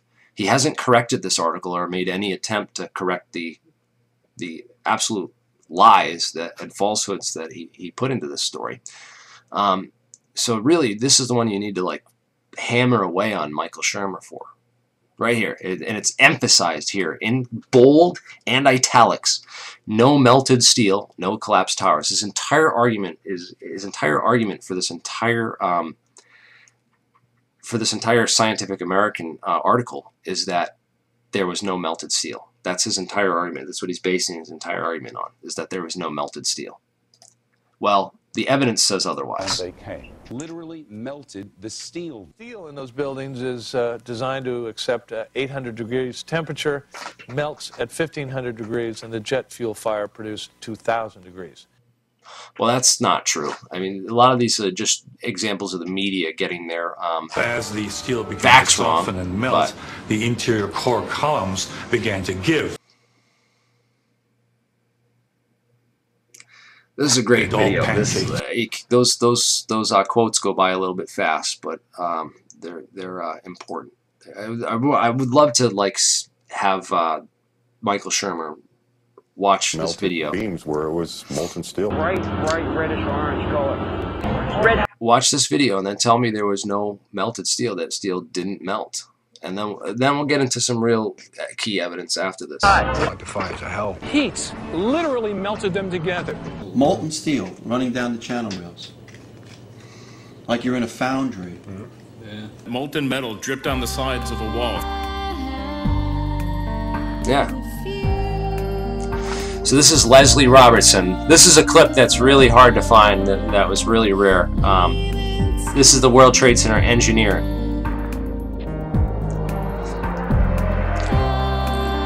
These are literally all the different sources, like mainstream academic sources that reported molten steel, that steel melted.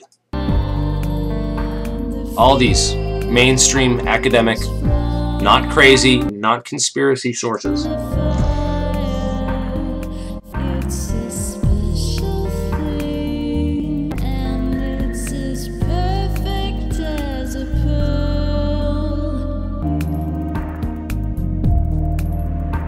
Yeah.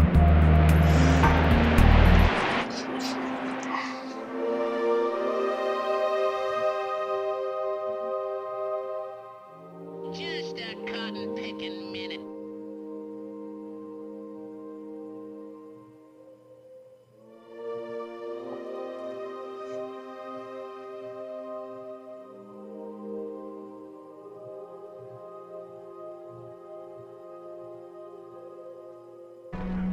Let us never tolerate outrageous conspiracy theories concerning the attacks of September the 11th. Malicious lies that attempt to shift the blame away from the terrorists themselves.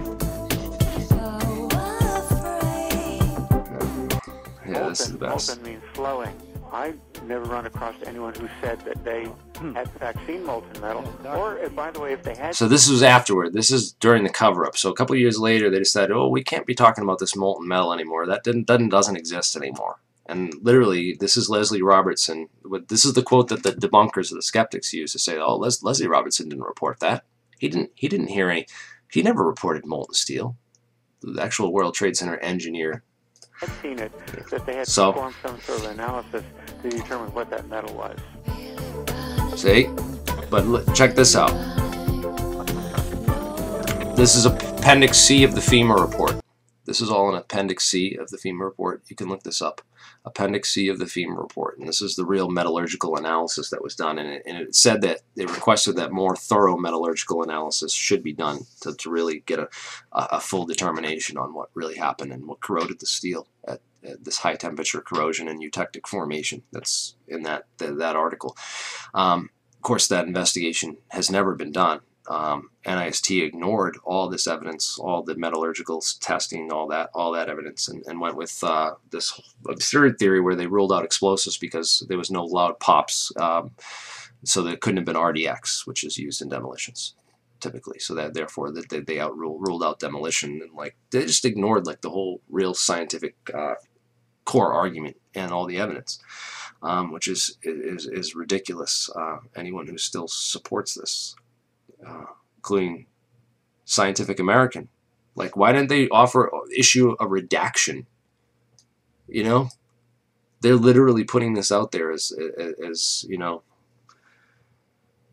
this is what skeptics are using, is to say like, oh, you know, it's not a conspiracy. Nobody believes this. Yeah, right. You guys aren't doing your research. You aren't taking this seriously. But where's the there's a video of Leslie. Yeah. So here's the end. I just want to show you this. After Leslie Robertson said that he didn't hear it, later on he claims that he never. 4 years later, he says that. That was from like 2006 that he said that. No one reported molten steel, and I never said that. But here's the video of him speaking at Stanford in early 2002. We're down at the B1 level.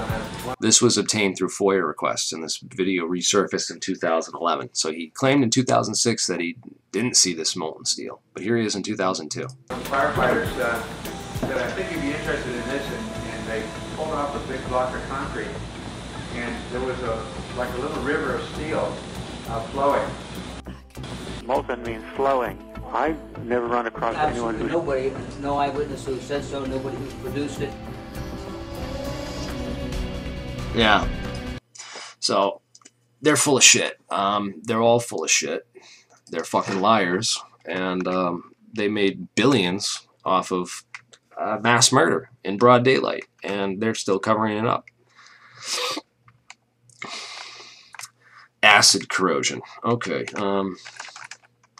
The eutectic formation. There was a high temperature, so it would have to be a real hot acid.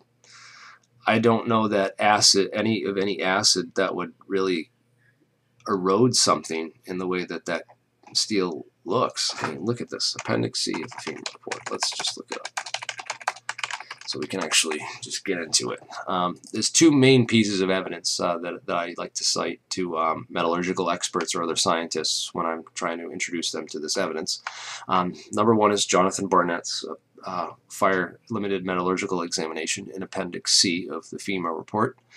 And the other one is the R.J. Lee Group dust analysis. So the R.J. Lee Group did an analysis of the dust, and they found these traces that appear consistent with thermite, nanothermite. So these iron microspheres, they were one of the first people to discover the iron microspheres in this R.J. Lee Group. So yeah, here is corroboration by the R.J. Lee Group, and this is their image where they identified the microspheres, and they said that these medical particles are exposure to phases to high heat, resulting in the formation of these spherical particles due to surface tension. These are characteristics. If you look up, and I like to refer people to the HTA fire investigations. This is by the Carmen Group, I believe. Carmen and Associates, yep, HTA report, October 1994, by Carmen and Associates. It's a fire investigations manual. This manual was written for the Bureau of Alcohol, Tobacco, and Firearms, the ATF. This guy was a special agent to the ATF. And he wrote this article in response to a series of suspicious fires in the Pacific Northwest, I think out in Washington State, during the early 80s or 90s that were all suspicious, and they came to find out that these fires were all being caused by high temperature accelerants or thermite. Thermite was being used to ignite and start these fires in all these cases. And so this guy took it upon himself to write a list of currently reported characteristics of HTA fires, of which evidence can be found at the World Trade Center to match every single one of these reported characteristics of a HTA fire.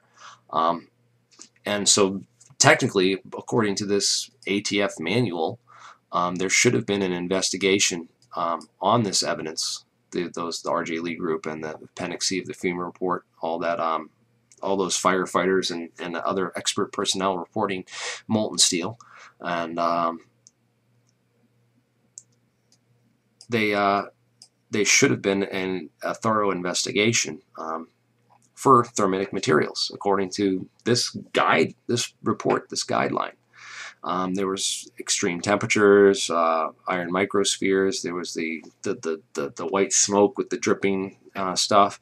All the characteristics that are listed here were reported. We can go through them if you want, but this is what I refer people to. This is the official government report on how to investigate high temperature accelerant fires, and none of these guidelines were followed in NIST or any of the other investigations into the collapse of the World Trade Center, and they very damn well should have been. To not follow these recommendations and ignore them and do the type of investigation they did amounts to nothing more than fraud and deceit.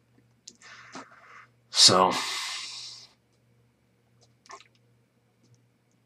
yeah, so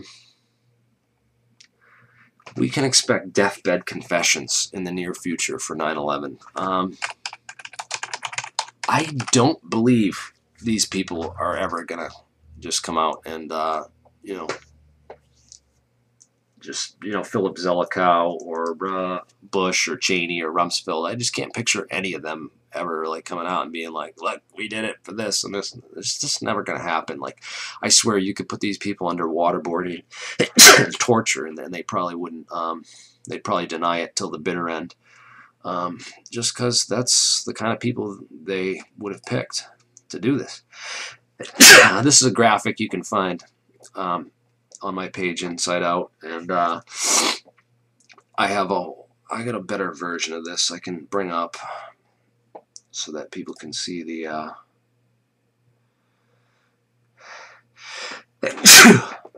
sorry about this. Let me find a good version of this picture.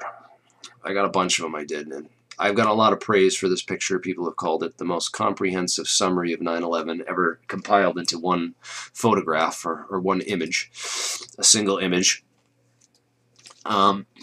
Basically have the whole layout. These are the planes. These are the guys that would have been in.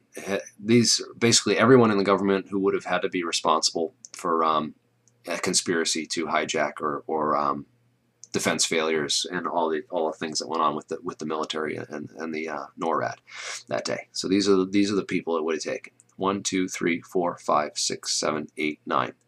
9 people. And at various levels of roles and involvement as we get into with these guys. Actually, this is the same guy. That's both the same guy. So it's 8 people. So 8 people would have taken to basically conduct all these military drills that were going on. The Northern Vigilant Guardian, you know, if you look up Northern Vigilant Guardian, you'll find all these NORAD drills that were taking place, multiple exercises, war games, things to confuse the radar operators, all these different things simultaneously going on. And all it would have taken is these 8 people to manage and coordinate that part of it. A couple key people inside the World Trade Center would have coordinated the rigging of explosives and the bringing of the demolition charges in there. There's a couple financial guys connected to the World Trade Center who were CEOs or high-ranking people in these buildings that just for whatever reason decided not to go to work that day and survived the attacks and went on to make lots of money. So there's just other side players and side characters, or just people who were influential or probably forewarned of what was going to happen and told, you know, to keep their mouths shut. These would probably be the guys who would talk, but they don't have as much to say. These would be the guys who would be the first to talk, but they don't have as much really to say about because they're probably not in the know. Obviously, they'd be kept out of the loop that, you know, these guys were in, who were kept out of the loop that these guys were in. The whole thing was essentially compartmentalized in a couple different, you know, groups, which carried out their individual roles. AMEC and these other companies, and that's all it essentially would have taken is a small group of insiders with a couple satellite affiliates, you know, doing some side work. And it's really, that's all it would have taken for a conspiracy. It's really not hard to see how this conspiracy, you know, compares with the official one that we were given, you know, where Osama bin Laden and these 19 hijackers, Khalid Sheikh Mohammed, you know, who had his children threatened with sexual assault if he didn't admit to the attacks. And there's still no trial against, you know, they keep delaying the trial. They keep trying to insert CIA and FBI agents as his prosecutors or as his defense team. They're really trying to make a circus, you know, of the whole, a pig circus of the whole trial and convict him, so that they can then later use that as be like, look, it's proof that, you know, these guys are the ones that did 9/11. They've been convicted for it, and like they do with the Moussaoui case and all that. Oh, the multiple hijackers still alive. I think that was also disinformation or just a misinformation story that was, you know, picked up and put out early on, and it's been repeated many times. I don't think that the hijackers were still ever proven still alive. There's no videos of them after the attacks being, you know, out there anywhere or any kind of proof. And they would have had to, you know, to think that they would have done this conspiracy and be like, oh wait, we left the guys we were responsible. This alive. No, I think that the hijackers were real. They got on the planes. Whether the hijackers flew the planes into the buildings themselves or it was done through assistance of another type of remote control technology is to be debated. But no, this happens once a year, dude. Man, I can't do like a full expose on 9/11 all the time. It just maybe once a year is the best I can do for that. But yeah, I should do more of these on different topics more often. Yes, certainly. I definitely need to get back into this, man. Yeah, how would it make any sense to keep those guys alive, right? The hijackers found alive. It just doesn't make sense. Like if for them to, you know, then what did they do? What did they do? Go and track them down and kill them? Like, you know, that whole story that these were guys that said that that they were real. That it was the whole story that they were people that had their passports stolen while they were on vacation, and that they used the passports to frame it on Arabs and stuff. But you know, I don't necessarily believe in all that, man.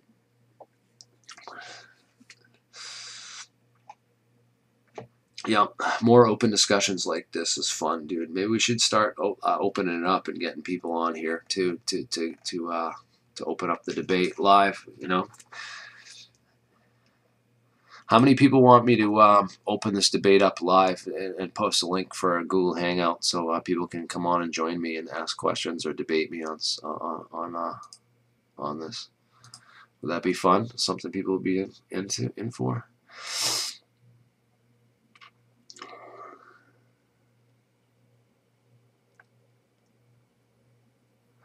All right, so I'm not going to allow no platers on. I think it's stupid. First off, I think that's like, if you haven't realized that no plane theory is disinformation yet, and that the people screaming, "Oh, there were no planes," are probably friggin' bots or agents, then you know, like, you definitely don't belong on a call with me. Yeah, I just don't want to. I just don't want this thing to turn into a shit show. You know what I mean? But let's see what we could do.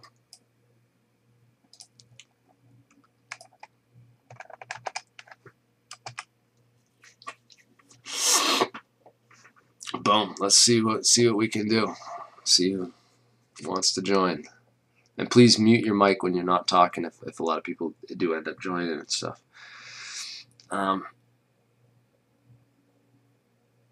So yeah, let's look at some videos of I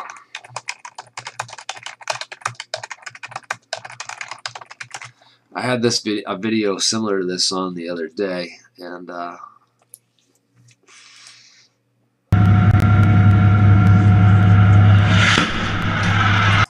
yeah, so they're testing these Tomahawk missiles, and these are duds. So these are like empty shells of missiles that are actually have the explosives in them, so people can like see these super high speed slow-mo versions of what it looks like when a projectile impacts a steel body at a high speed, and what the physics of that actually look like in real time, rather than as opposed to the cartoon Wile E. Coyote physics that a lot of these no-planers seem to believe have as their understanding of physics, with the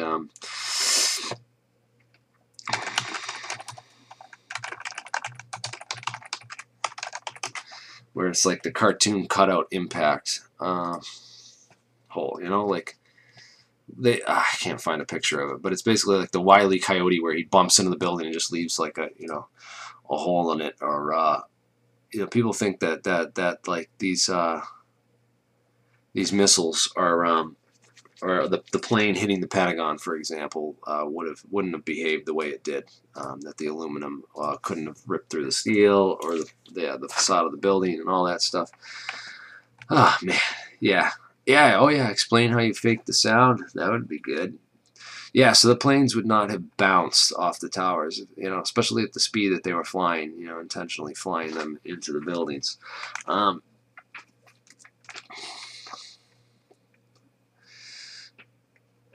why don't we bring it? We're not going to dismiss it. Yeah, fine. I won't dismiss this then. We're going to bring it up, and we're going to beat it. We're going to beat it to death because it's easy enough, right? And I guess if it gets people watching and gets people engaged, then fuck it. Well, might as well cover it and talk about it. So let's get into you know. Let me find this out.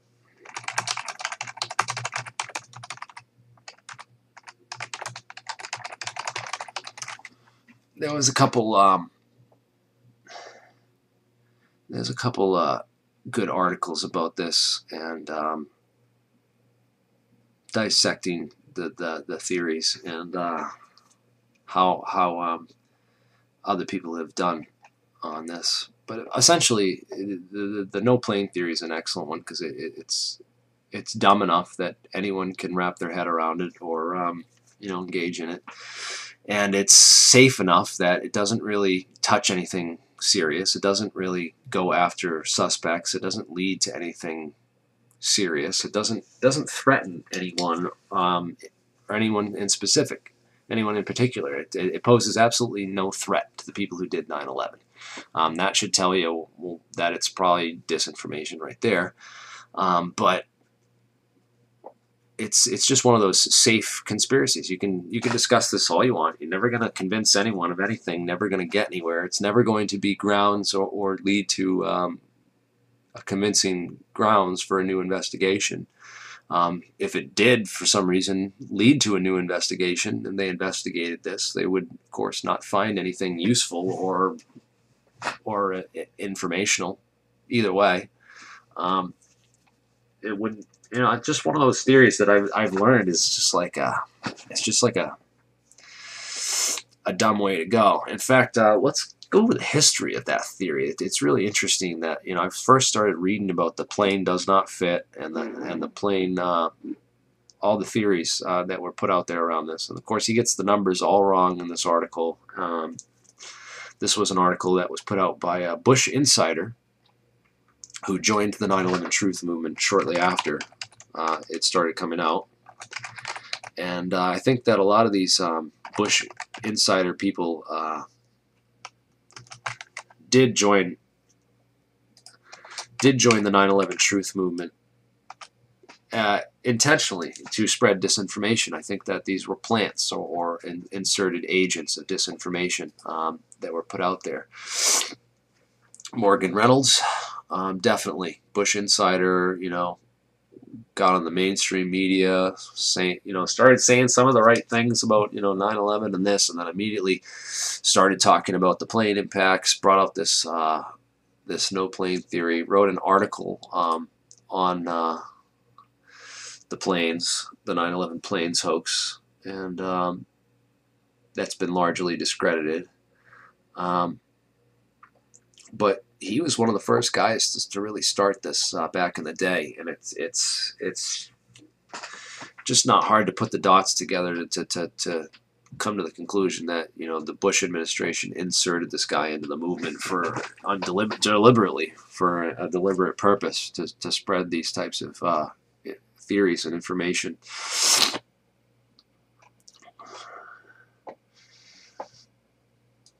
So yeah, so people who look into 9/11, they immediately get bombarded with this hologram stuff and these theories. Of course, Morgan Reynolds teams up with Judy Wood. They're friends. They support each other and stuff, and it's just like this big circle jerk of what's called low intensity operations. And it's a book that was written by Frank Kitson, called Low Intensity Operations. Yeah. Why does it got a picture of Harry's elephant? But it's got, yeah. So this is originally published in 1971, and he's talking about in low intensity operations and warfare. And basically what Frank Kitson says is that that the way you subvert, or the way the intelligence agency would subvert a group like 9/11 Truth would be to create their own counter group, which is sort of like, you know, the Christians Front of Judea and the Judean People's Front, you know, the People's Front of Judea. You know, remember that from Monty Python, where the People's Front of Judea, and then they go, oh, we're the Judean People's Front. It's just like another group which is meant to be the same thing, but it's meant to like run parallel to and undermine and subvert the other group, where basically you're using one type of a group to demonize another by pretending to be them. You insert your own people into the group and have them pretend to be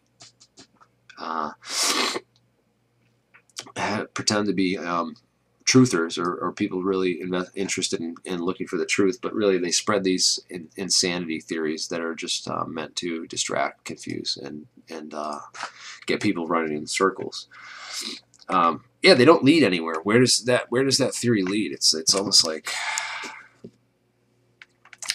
so here's an interesting video. The last 12 seconds. UA 175. And this guy took all the clips of the second plane that went into the tower, and he compiled them. He compiled them with a 3D model of the World Trade Center.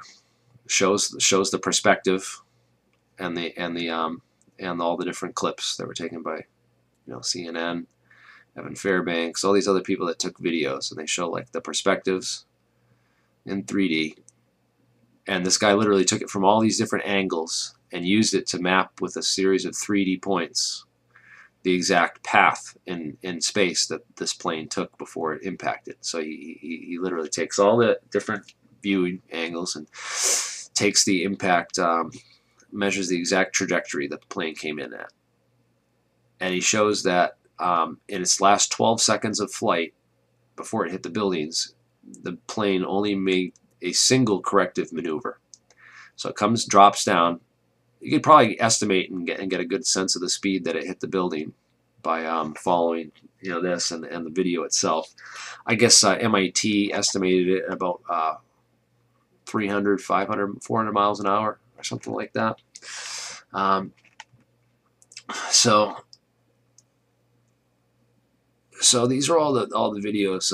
So here you can actually see the plane, even though this has been blurred out and used as this video has been used by by some of the no-planners to say that, oh, there's no, you know, all of a sudden it just comes out of nowhere and blows up, that it shows no plane. But you know, all these different people captured the plane from all these different angles. There's the sound of it. They would have had to fake the sound. They would have had to fake.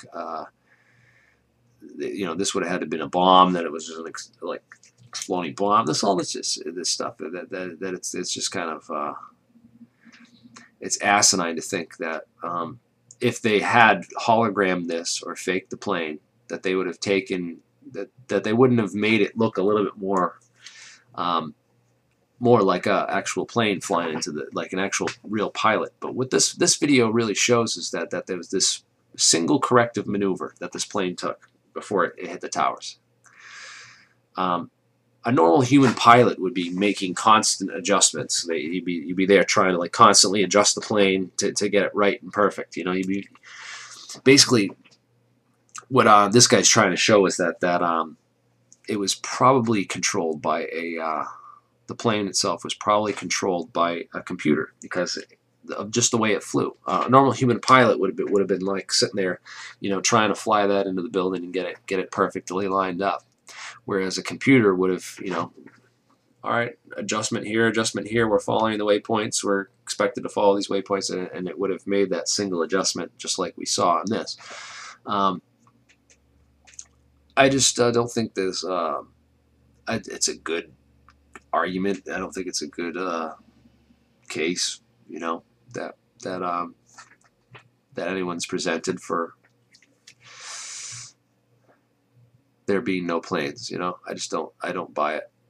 I think that these are real videos of real planes going into the buildings, and that you know, people who don't believe this, I don't know. I don't know what is so convincing about these hologram theories of this that's convinced so many people to make me want to. Yeah, holographic technology does exist now. It didn't exist in the way that it did back then. It does some. I don't think it exists on the level that it would have needed for that, because they would have to have holographic projection as well, because all the witnesses that saw it. So they'd have to have projectors that could project things holographically, 3D, into the air. And that type of technology, you're right, it doesn't exist. There are ways to make holograms. There are ways to make things 3D that look like, you know, we can make like one of these. There's this that Project Bluebeam kind of technology. There's a video out there on it. There's this company in Japan that basically uses a bunch of lasers to ionize points in the air and can make the air like literally light up and glow with lasers, and make 3D shapes and literally do writing in the air. This old video I put out on it a while back. So there's some types of holographic, you know, projection technology, but unfortunately it's only a single color. It's only blue, or light white. You know, like it's only like it doesn't like have color 3D planes and stuff. And people would, on different angles, it only like really works from a certain angle. You know, you have to watch it and from a certain angle, and then it will appear to you. So they'd have to have a projector for like almost all these other angles to like in order to fake something like that. So I don't know. I don't think definitely don't think they have the technology to do that. So.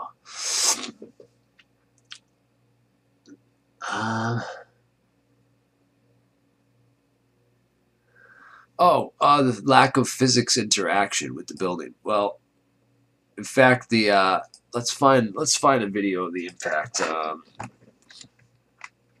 They did measure it. They did actually. Someone measured it and found that the building did actually sway and move and impact.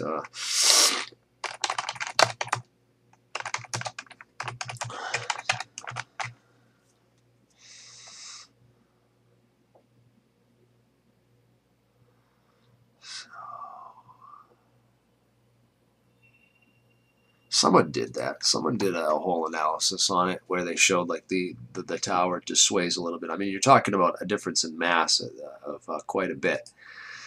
It's hard to see because that was too much movement in that video to really see that. This is probably a better angle, but yeah, I don't know. That would definitely be a way to see if it was a hologram, then there wouldn't have been any, you know, there wouldn't have been a equal and opposite reaction with the tower reacting to the impact of the plane impacting with it. So that would be another way that you would prove it and say that. Again, there's all these variables and ways that. Yeah, I don't think that a plane would be able to take down that World Trade Center construction, or that core that it had. It's just these buildings were exceptionally well built. Just the core of the building, that's like the base of it, with this massive, super thick structural steel box columns, 6 of them that went up. Everything was tied to those. All these subfloor basements. Then there's the issues of all those explosions that went off in the subfloor and in the basement before the buildings fell. They were reported by a guy named Felipe David, William Rodriguez.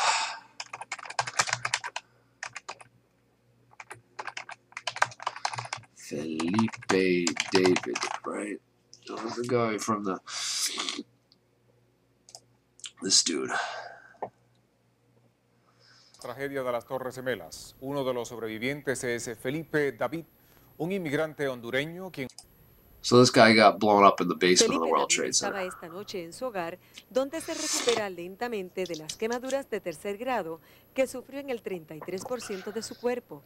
Mientras contemplaba el árbol de Navidad que adorna su hogar, se le presentó una sorpresa. La visita de William Rodríguez, quien fue quien le cargó hasta una ambulancia ese fatídico día. ¿Te acuerdas de mí, verdad? Sí. En la oficina. Sí, sí. Ay, qué alegría verte, de verdad. Gracias. Te he estado buscando por tanto tiempo, por tantas semanas. Cuando el avión de American Airlines impactó. But anyways, that's in Spanish, so you can't understand it. But yeah, that guy was blown up in the basement of the World Trade Center. I think Willie helped pull him out, and yeah, interesting stuff going on there. What was the other one that someone said?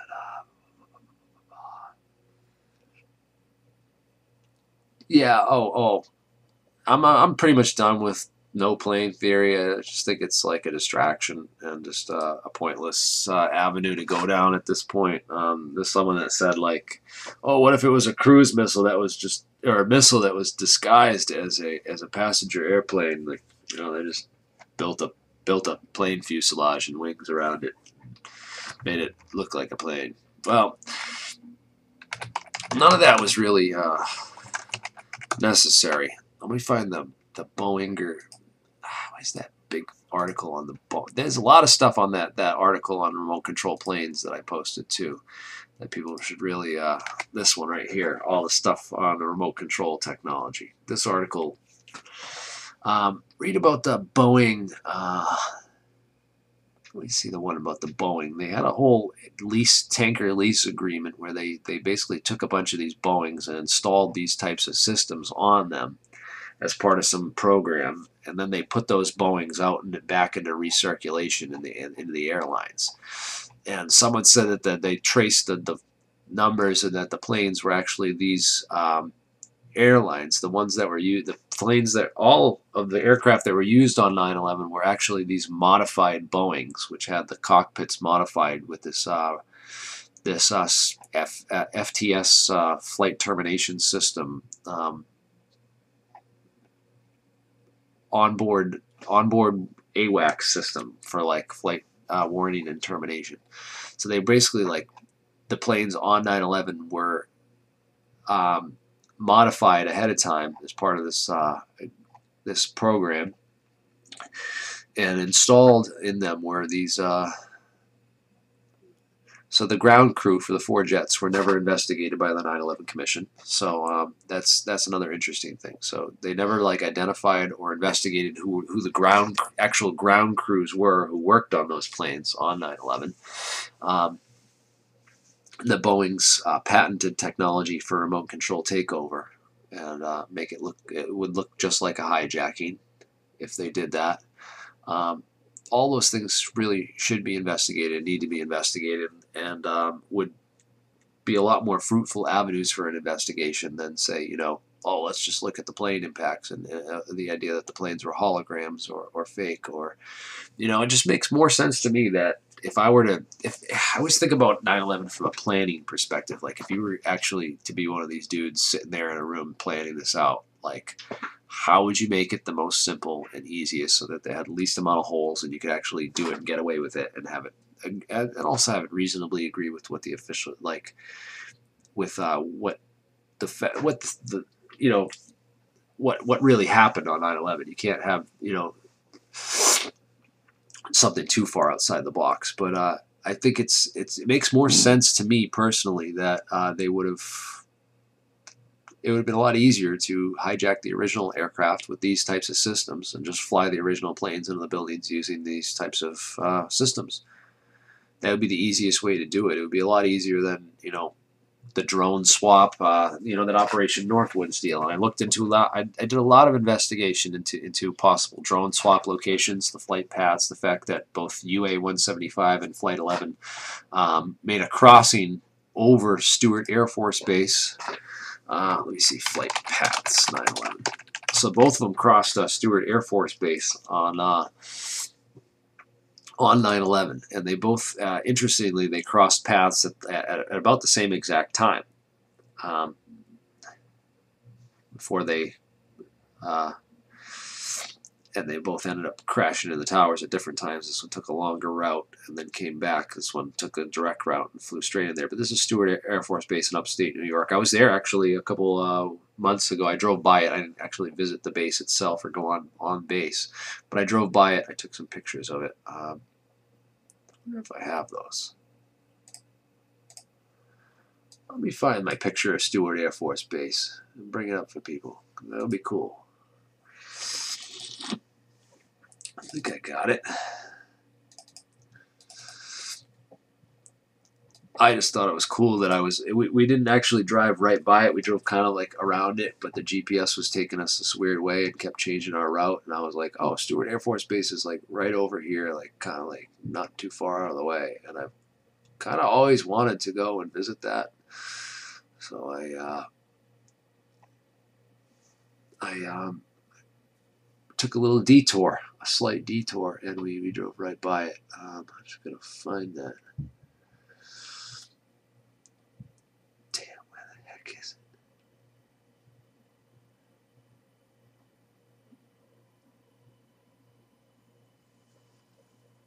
When was that? I don't know. It's not really super important and doesn't reveal anything. It just was an interesting on-the-ground picture of Stewart Air Force Base from outside of it. I can't find the picture now. I don't know where it is. But anyways, Stewart Air Force Base, I always thought that that was an interesting coincidence that they had crossed paths, and I had looked into the whole idea of a drone swap scenario with 9/11 and possible locations for the drone swap locations and where they would have grounded the original flight. You know, there was the whole plan to with Operation Northwoods to swap a real plane with a drone and then shoot it down over enemy territory. They had the technology and the ability to do these types of things, and it's been referenced numerous times by a lot of people in the movement. But it just adds a whole layer of complication, because then, you know, you have to think what happened to all those people on board the original flight. Like, where did they go? And I explored all kinds of ideas with regards to that. You know, what if they were really, you know, like Flight 77? I pointed out that there were a lot of people on the passenger list for Flight 77, which had really worked at the Pentagon or had suspicious connections to a lot of, you know, it was a really understocked flight. So there's 58 passengers on a flight that normally sat 200 people, 58 passengers. So there were really like not a lot of people put on this flight, but the people that were on that flight seemed like they were selected for whatever reason. Either killed because they knew too much or to prevent them from talking out after 9/11. A lot of Pentagon employees, a lot of people in top secret capacities within the military and the government on that flight. And I had, you know, expressed the idea that maybe it was swapped and they grounded it and took onboarded all the passengers, and some of them might have been secret agents that were going into hiding their identities and they needed to fake their deaths. That possibility, right? They could have faked their own death, been taken off the flights, and then given, like, maybe they're all working on Mars in the secret space program with David Hillcox and what's his name, David Adair, and all these other guys from the secret space program that say they were in time travel portals to Mars and the moon and all that shit. No, you know, it just, how far do you want to go into the rabbit hole, and how crazy do you want to get with it? It just makes more sense to me that, you know, especially from, you know, a strategic standpoint, it just makes more sense.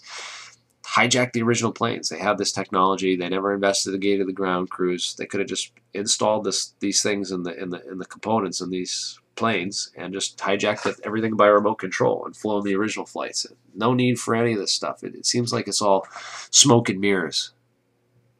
Just more smoke and mirrors to get people distracted and looking away from actionable intelligence that could lead to real investigations, real possible suspects and criminals. Like, especially the fact that this technology was developed by the guy who was third in charge at the Pentagon that day, the comptroller of the Pentagon, the chief financial accounting officer at the Pentagon. helped develop this type of technology. It's Dov Zakheim. That's the guy. So, yeah, why? It's you don't want to make it. You want to make people's understanding of it complicated and make them not be able to see the simplicity of how you actually did it. So you have to think of, like, I always try to think of, like, if I were to plan this and be able to conduct it with the smallest amount of people and leave the smallest amount of holes and make it the tightest conspiracy ever, like, how do you do it? What are the things? And this is just a much tighter and neater and cleaner explanation for 9/11 than the idea that no planes were used, or that there was a drone swap, or that there was holograms, or any of this other stuff. It's just adding on more layers of different stuff. So, yeah, the trillion, yeah, yep, the $2.3 trillion in the Pentagon. One of the guys who's the financial accounting officer in charge of tracking that money down was Dov Zakheim, the owner and the leader of this company. It's just it blows my mind. So, John Lear, you think he was a CIA drug trafficker? I haven't seen any evidence for that, but I got no reason to not believe that John Lear isn't a disinformation agent with all the crap that he's put out over the years, man. He just but oh, I've seen the dancing Israelis, so yeah, I've seen that. I'm not sure exactly what the dancing Israelis arrested on 9/11 proves, other than foreknowledge. It shows that, you know, these guys were there to film, that they knew or had foreknowledge, you know, but doesn't prove that they were involved or have any, like, it doesn't convince me that they were, like, hardcore suspects or deeply involved in this. There's other much better candidates and much better suspects. Yeah, the van's full of explosives. Again, that could have been the Mossad with that van full of explosives. There's a lot of other explanations for that, other than that they were the ones, you know, who rigged the World Trade Center with bombs, or that they were, you know, responsible for that. There could have been a safe house there for Mossad with weapons and munitions and explosives in that safe house. And then when 9/11 happened, they were looking to get out and move that in a rush or hurry, and they could have been caught on the bridge. So that could have been an explanation for it. Of course, it's all been, you know, hushed up by intelligence and covered up for you know, whatever reason. But even if those guys on the van, urban moving systems or all that stuff with the van with the explosives, it doesn't explain how they had security access and to the buildings, unrestricted security access to the buildings. And then people say, oh, well, what about those art students? It's just like, okay, they had a couple of art students in the building. So does that, you know, it is still missing pieces of the puzzle, and they all want to focus on these Israeli and Mossad elements, which are kind of like, and they haven't shown me a complete picture to say that this was like, oh yeah, this was definitely Mossad.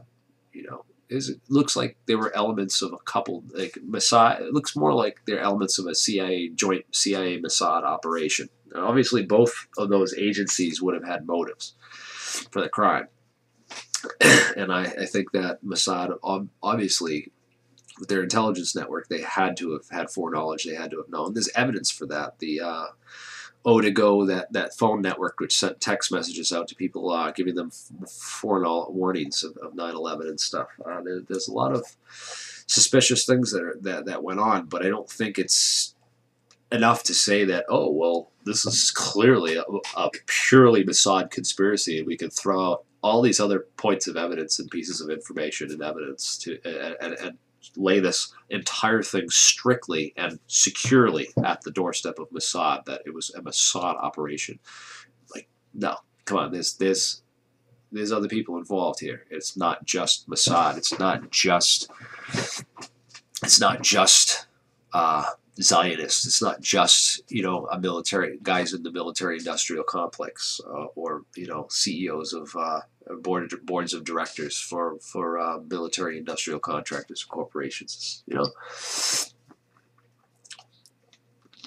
yeah, I've watched Ryan Dawson's documentary, and I see the connections he's trying to make, but he has to conflate, overinflate, and ignore so much other evidence in order to make that present that argument that yeah, I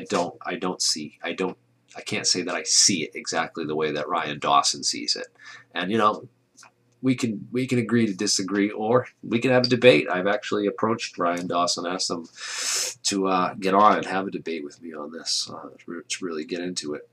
I think that would be great.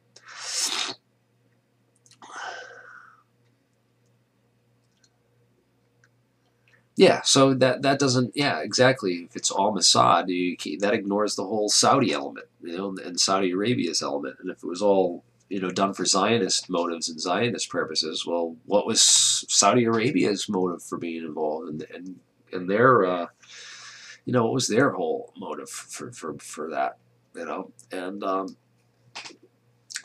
I don't know. It's hard to say. I think a lot of it has to do with their ongoing relationship with the Bush family, and the relationship that the Bin Laden family and the Bush family have had and business dealings for decades, which has been documented and covered by a lot of other people. So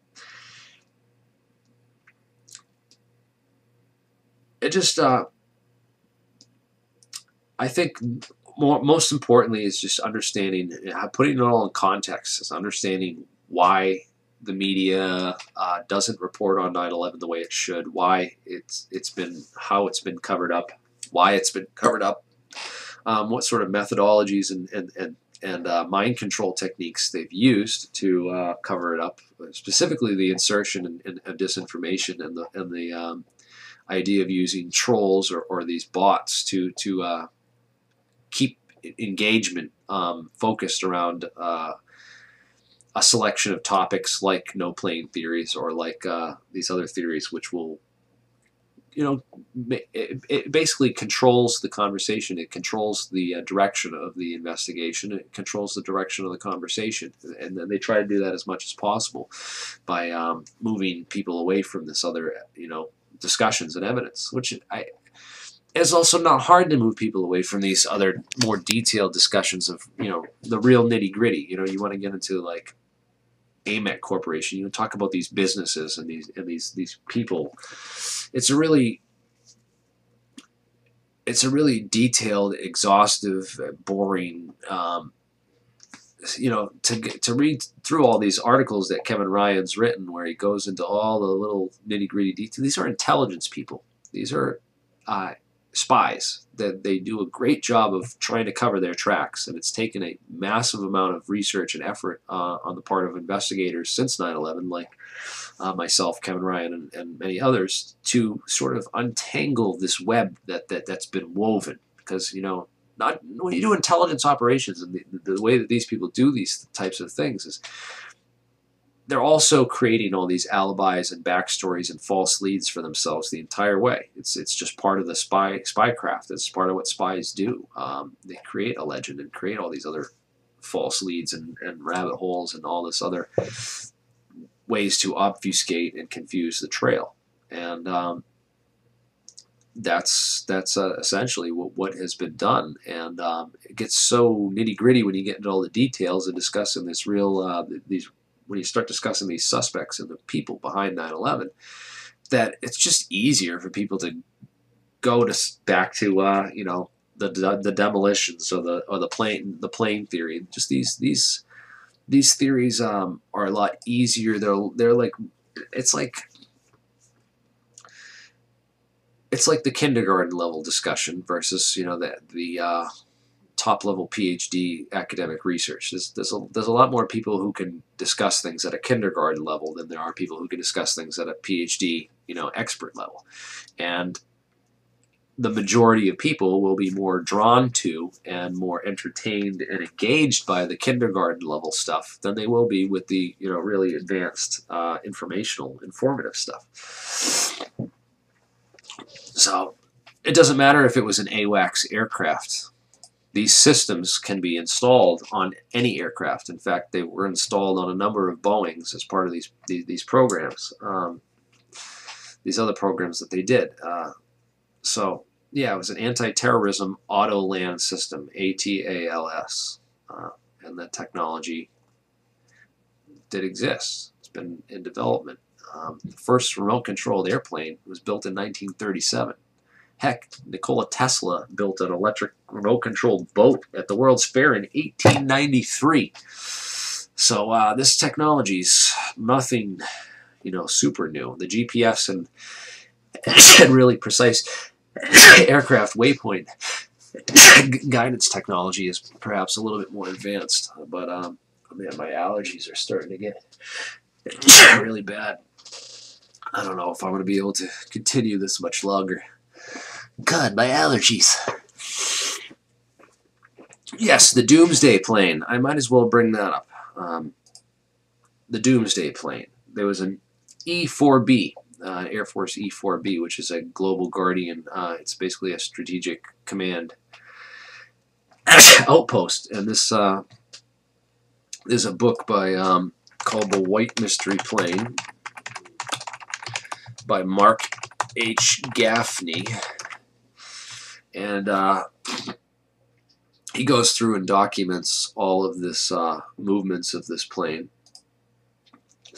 and where it went, what it did on 9/11, and entertains the whole hypothesis that this could have been the controller or command station where the other flights were remotely hijacked and piloted from on board this one plane, because it did fly very close to the right areas on that day, all the right places it would have needed to be flying to do that, and the right type of plane to do that kind of thing, satellite comlink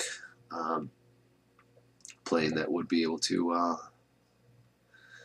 have just a few people on board whose job were to control and carry out the operations on board the planes and the flights that day. So again, not like a really huge, crazy, outrageous conspiracy theory, but something that could be entirely plausible.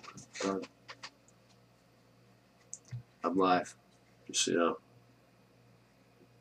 Watching Joe. My plane's at 9:10 in Alabama. Is he up? Yeah. All right. Well, looks like this is going to be coming to a heed very soon, very shortly.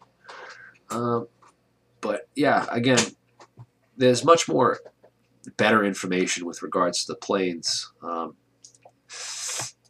out there if you want. Another great film is 9/11 Intercepted. This was done by pilots for 9/11 Truth, and just talks about nobody intercepted the plane or intercepted the flight, and how the planes were actually got through, and the Air Force stand downs, all the things that were going on that pretty much led to this happening. This is I think this is probably one of the better films out there. 9/11 Mystery Plane and 9/11 Intercepted. I think that those are probably the best films out there for understanding what I think really happened with the planes, and of course all the information that I've already shown on this this page, which is a summary of all these different types of remote control takeover technology. One of the keys, I believe, to 9/11. Yeah, I already talked about that lone gunman episode and stuff. And stuff. I'm definitely going to do another one of these again soon. I want to get on and just hold. I want to get on again. Actually, you know what? Let everyone know that I'm gonna be back on tonight at 9 in 12 hours from now. I'm ending this at 9 a.m. right pretty soon. Let's come back and engage this at 9 p.m. tonight. All right.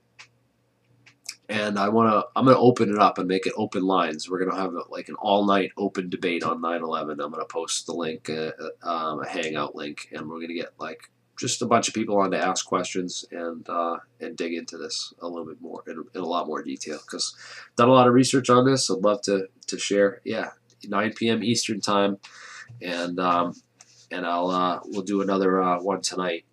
Talk, because 9/11 is all day today. It's important that we get this a lot of coverage on this and get a lot of people engaged. I think a debate would be the best way to engage a lot of people. So let's get all the let's try to get like the people put together their best material and their best information, and we'll try to get a variety of people on here and give everyone a chance, and hopefully it doesn't turn into a total shit show, but we'll try to get a bunch of people on, and I'll see if I can get a hold of Ryan Doss and see if he's interested in coming on, and we'll see if we can get for a debate, and we'll get some information going. That'll be fun, because nothing. I think we'll have a real good crowd going if we get a good debate with some people who are. Yeah, it'll be a fascinating discussion on a fascinating topic. I think it will be a good thing to do. Yeah, James Corbett, that would be cool, man. Would love to talk to him again, dude. This would be pumped. Yes, 9 p.m. Let's do it. That's what I'm going to plan for, and I'm going to wrap this up now because my wife has to go to a doctor's appointment, and I got to watch the kid. So I'm going to stop this, and we're going to reconvene at 9 p.m. And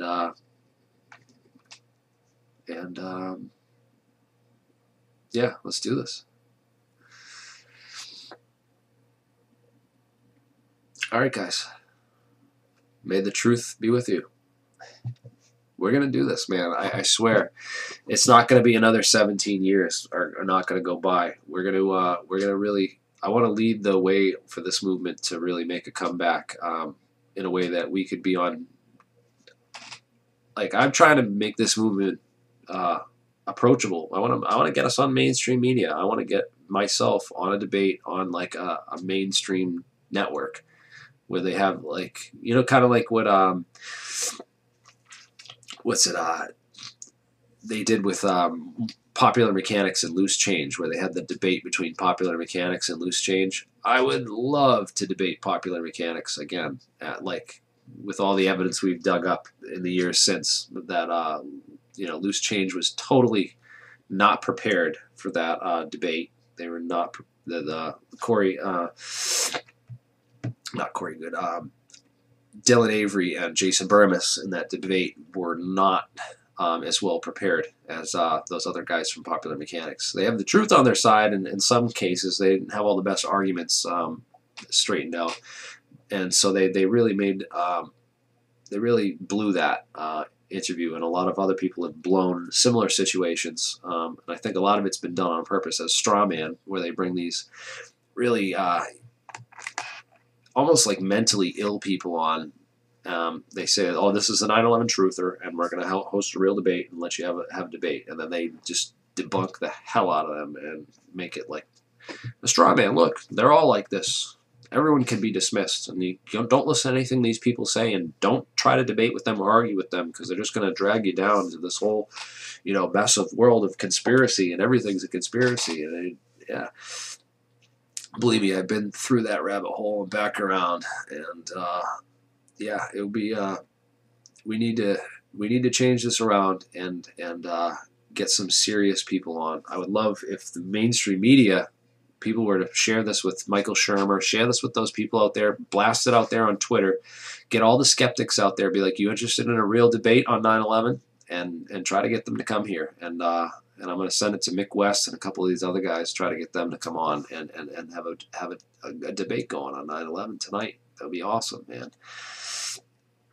And yeah, if I could be in a debate with Popular Mechanics now, you know, put me and Adam Taylor. Adam Taylor is the guy who wrote that 9-part series of debunking Popular Mechanics.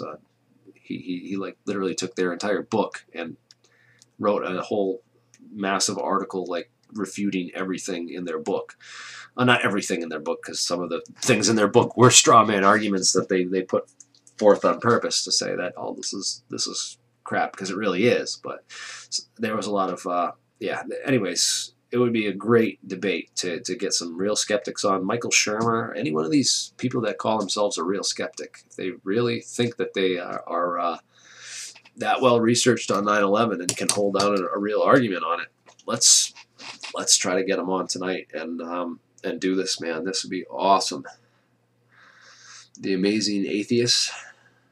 It'll be great. Oh, you know what? I'm gonna try and you know, what would be great is to get Eddie Current. I'd like to get Eddie Current on for a debate. That guy. maybe I'll reach out to some of these people right now and see what we can do. Anyways, yeah, we're gonna keep investigating this, and we're not gonna give up. And I'm not gonna give up until I really want to see all these guys prosecuted. I want to see them brought on trial and investigated like a full scale, and where their names and all this information is printed in, the front page of the New York Times. Like, that would never happen. That CIA controlled piece of shit paper. Anyways, yeah, Fox News, CNN, I don't know, all these corporate controlled media, freaking fake news liars. I would love to see this information just blasted out there. How great would that be if someone's hacked Trump's Twitter account and just put all these people's names on blast? Bye.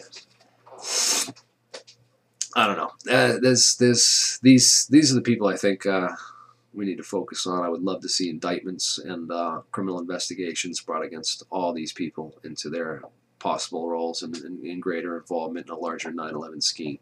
I think that that should be our goal and our focus. And to the fucking asshole there that said it's never going to happen, yeah, keep that fucking attitude, and it won't. We're going to fucking do this. It is going to happen, and we're going to be the ones to fucking do it, all right? And you're going to be sitting on your fucking ass naysaying and saying, oh, it'll never happen, it's a waste of time. No, we're going to fucking do this.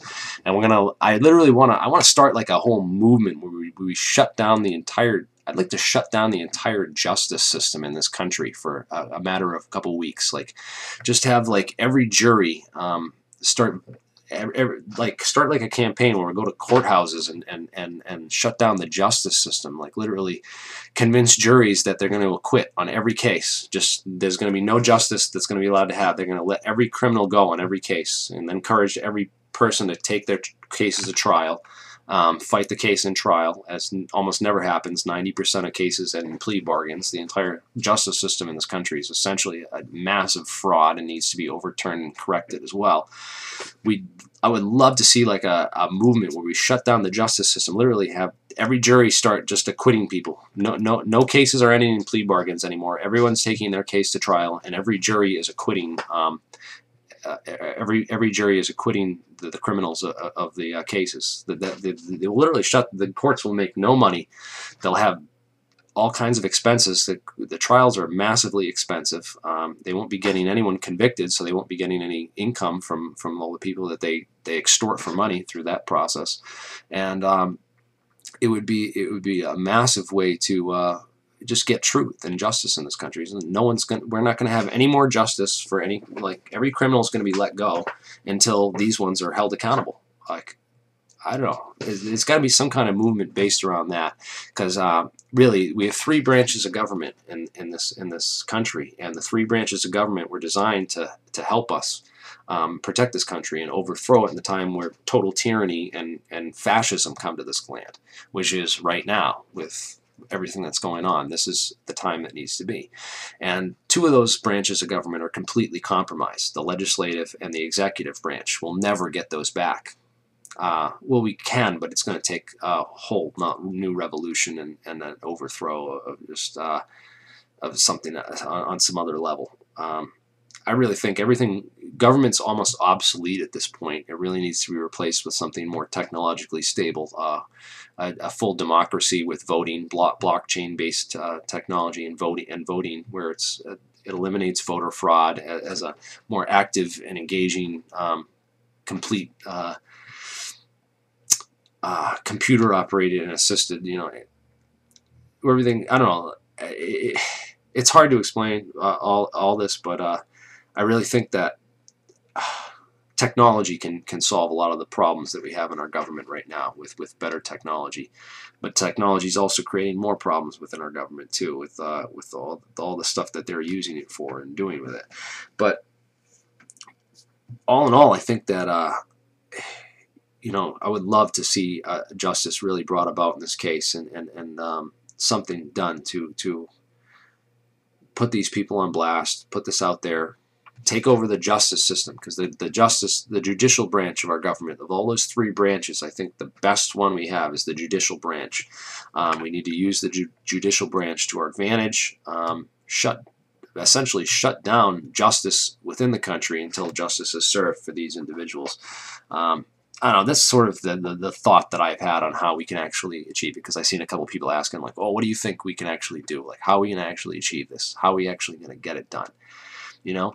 Yeah, open source the whole thing. If you had a direct democracy which was completely open sourced, where you had your own, or everyone, yeah, that's the idea that I'm talking about. You get it.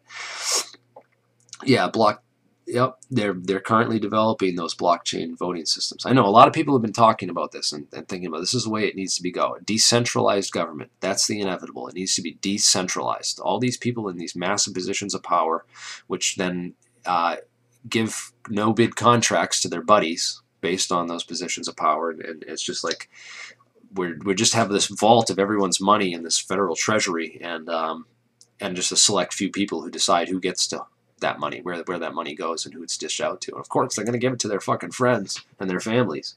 You know, it'd be great if Bitcoin and the Bitcoin money could take over all their money supply, and we could completely transition to some other type of money like that. But I don't think that's going to happen. I don't think it will happen. I don't think it's an economically advantageous thing for that to happen anyway, because the massive computing power that Bitcoin requires. If we were to switch over to completely Bitcoin-based economy, we would need some serious super-cooled supercomputers, because literally, if you look up Bitcoin's actually... Bitcoin's contributing the hard math behind Bitcoin's global warming problem. This is an article in Wired. It was literally doing the math on all the banks, the mining, Bitcoin mining operations, and all the computing power that it sucks up, and all the electrical energy and energy that it burns up just doing the computing power for that. It's off the chain. It's ridiculous when you read it and look at the numbers. It's just to think that this could be a sustainable way of taking over the money supply in an actual, an economical way of switching our money to do this. It's not going to happen until we get some better types of computers and some better computing hardware and data centers. That's just not. So, dude, yes, I gave you the finger. Don't ever say we can't do this and it's never going to happen. Or I'm going to say fuck you. For real. This has been like what I've been focused on this for so long. I gave up for a number of periods of time too, like you. I had that same cynical mindset, but we're really closer than ever now. I think they're feeling it. They're feeling it more than ever now. I think they're scared shitless. I think they're fucking strapping on all the disinformation they can, and they're pushing it as hard as they can to see how fucking long it will last, to make sure it can last as long as it can. But they know they're at the damn near end. And you know how I know they're at the damn near end? Let me tell you this, right? They're at the damn near end because what did they just do? They just made a space force. Now the whole idea with Space Force, right? And this whole idea of Space Force is that they're already planning for the next war. They know that this war on terror and this whole thing is going to only last so long. It's maybe got a decade left, if that, until the whole thing is just, until everyone on the internet. We're raising a generation of youth today who are almost completely been involved in the internet. They're all on the internet. So once these kids grow up, they've been seeing 9/11 truth. It's going to be, give it a generation, give it 10 years, and every kid on the planet's going to be grown up, and they're all going to know that, like, at least have a better understanding of the truth.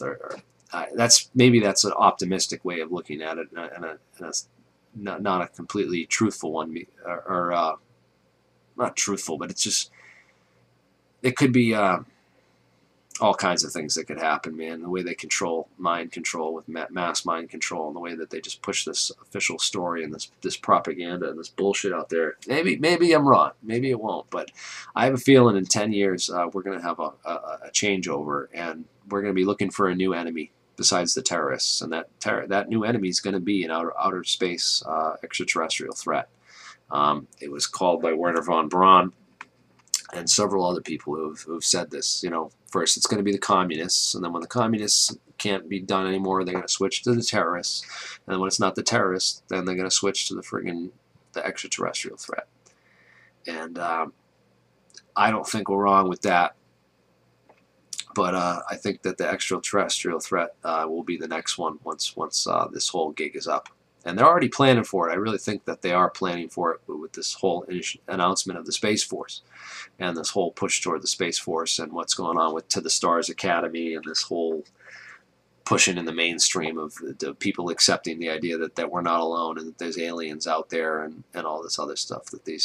And not just aliens, but these unidentified aerial threats. Threats, ladies and gentlemen, threats. They're already getting ready for the next war, the next big war, never-ending, ongoing war, and it's going to be fought in space against fake manufactured enemies in space. I really think so, and they're just setting it up and prepping it. Yeah, the military-industrial complex. They got to keep that money rolling, and can't just. Look at that slice of the pie, dude. That military-industrial complex pie. Where you look at that pie chart, if you just like shut off all that, think about the massive, all the jobs it's going to cost and what it's going to do to the economy if you just take away half, if you took away half of that pie. If you took away half that pie, ended the war, took away half that pie. Just think, the war is not ever meant to be won, it's meant to be continuous. And it's about supplying money for the military-industrial complex and the elite bankers who run the world from the shadows. And if you don't believe in that, then you're fucking out of touch with reality, as far as I'm concerned. Yeah,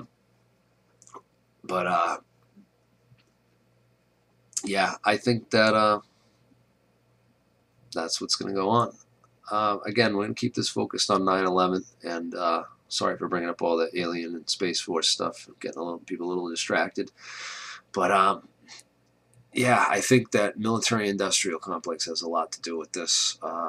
They're the reason that it's not going to go anywhere anytime soon, if anything. And it's really about subverting and their advertising and their media control and eroding it by. I think the best way is to target the people who would be used as centerpieces to push the propaganda. People like Michael Shermer. I think people like Michael Shermer need to be held accountable. And I wish I could see a whole bunch. I want to see a whole bunch of people like be posting on here, asking him about 9/11 and nanothermite, posting videos, Just go on his page and tweet to him, and just copy the Appendix C of the FEMA report and send it to him, or copy that video with the World Trade Center engineers that I showed you guys. Just type of World Trade Center mystery engineers. You'll find that other video with Leslie Robertson. Just start posting. I want to get like a parade of people like just spamming their pages with this stuff. You know, Michael Shermer, Mick West is another one. You know, find these guys and just really start wearing away at them with real information until they're. I think that might be, even though some of these guys they're just so like out of it, they're never ever going to. They're so set in their ways, they're never ever going to give up on it. But Mick West, I'd love to debate this guy. He's been on Rogan a couple times, and I've gone back and forth with him on Facebook a few times. He's got some good stuff. He does put out some good information from time to time, and but he just thinks he's so right on 9/11, and he's fucking clueless. He thinks he's like defending like the official theory because it's the right thing to do, and that it's legitimately like true and right, and he's just so hard set in that like he can't see any of the real information or evidence. It's pretty sad, but yeah, I'd love to get this guy on. Get a debate with him going on. I started going off with him. He couldn't answer it. He didn't answer like any of my all the stuff that I covered in the first hour here. He didn't. He had no reply to give me to any of that stuff. And he's like, "Could we just talk about the physics of the collapse themselves?" And he's really just tries to show that, oh, you don't need any of this stuff. It just the official theory makes sense because of this, and you just ignore all this other stuff because the official theory is what makes the most sense. Oh, and they got James Randi. He did a lot of great work back in the day debunking these frauds and losers, but man, he's just fallen off in with the whole JREF forums and the James Randi Educational Foundation and their whole obsession with pushing the official propaganda when it comes to 9/11. This 9/11 business, it's the wall's going to break down, but we need to give up bad arguments and stupid side distractions and really focus on the core, which is the suspects and the real information that we've been talking about this whole past 3 hours now. Man, 3 hours. I can't believe I just spent 3 hours talking about 9/11, and I could go on for another 3 or 4 easily. Jeez. Yep. So, yeah, he's too old, man. They become arrogant and their old age. Yeah, I agree. Yeah, Randy is old, man. He's going to be on his way out soon, but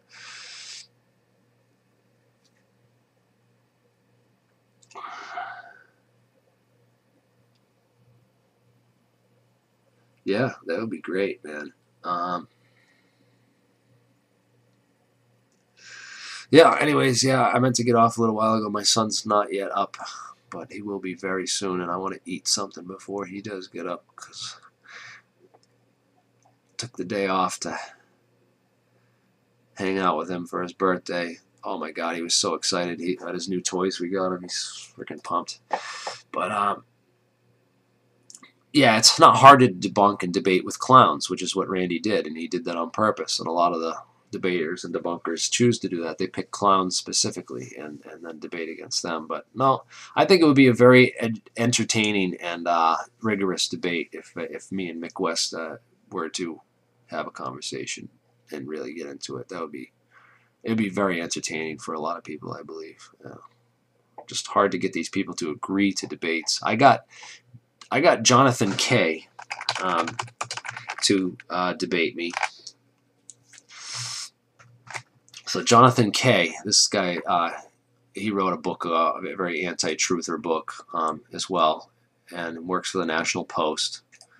And I got him to debate me on Truth Loader, on a live Truth Loader debate.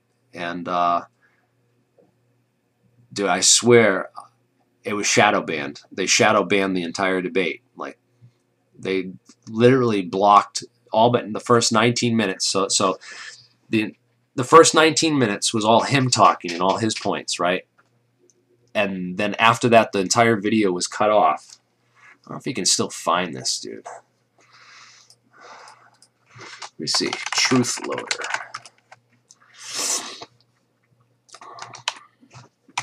Debate. I want to see if you can still find that.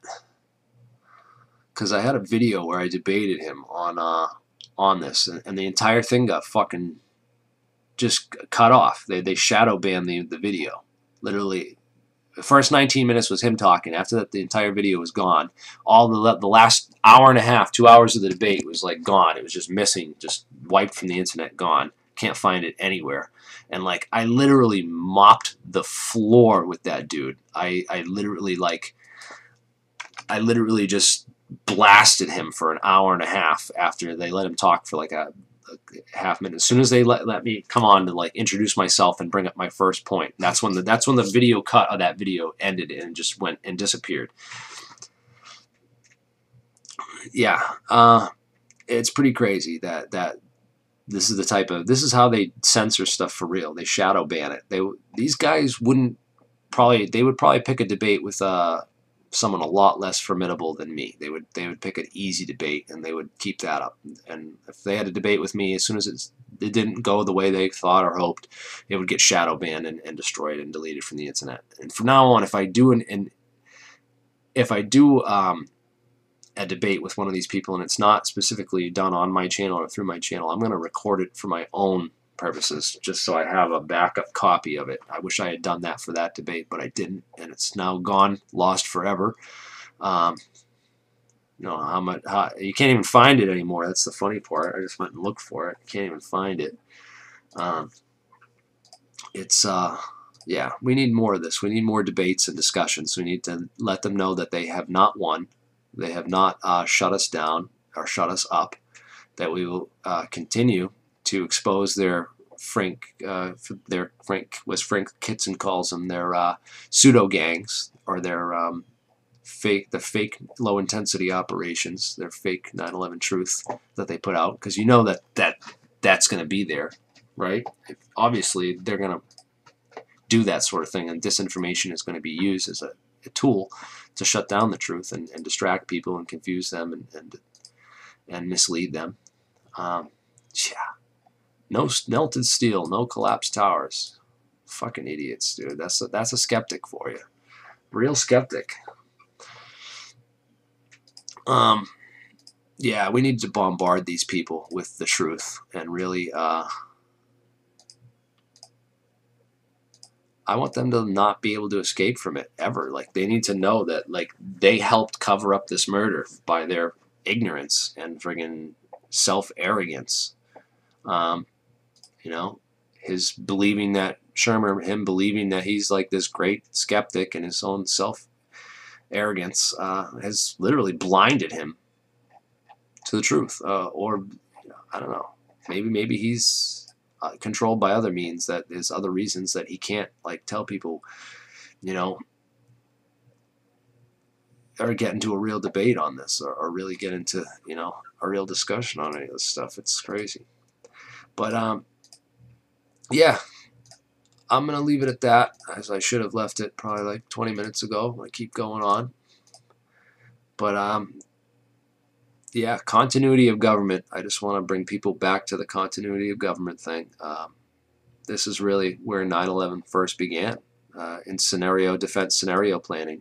You know, a couple of these guys, Donald Rumsfeld and Dick Cheney, sitting around in these underground bunkers on these think tanks, dreaming up all the most craziest defense scenarios they could come up with. And to think they didn't think up something just like 9/11 when we had the Dawson Field hijackings, you know, all those other events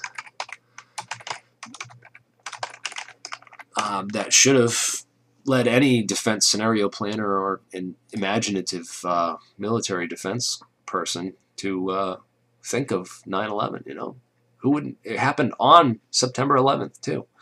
It wasn't September 11th. It was it was during September 11th. It was September 6th to the 13th in 1970. So to think that they didn't think of something like 9/11, it's just asinine and absurd. But all right, the boss is here, and it is time to go. What is this? What is this? Come say hi, Batman. Bye, guys. Boss is here. We're going to go hang out, have some fun. Thanks, guys.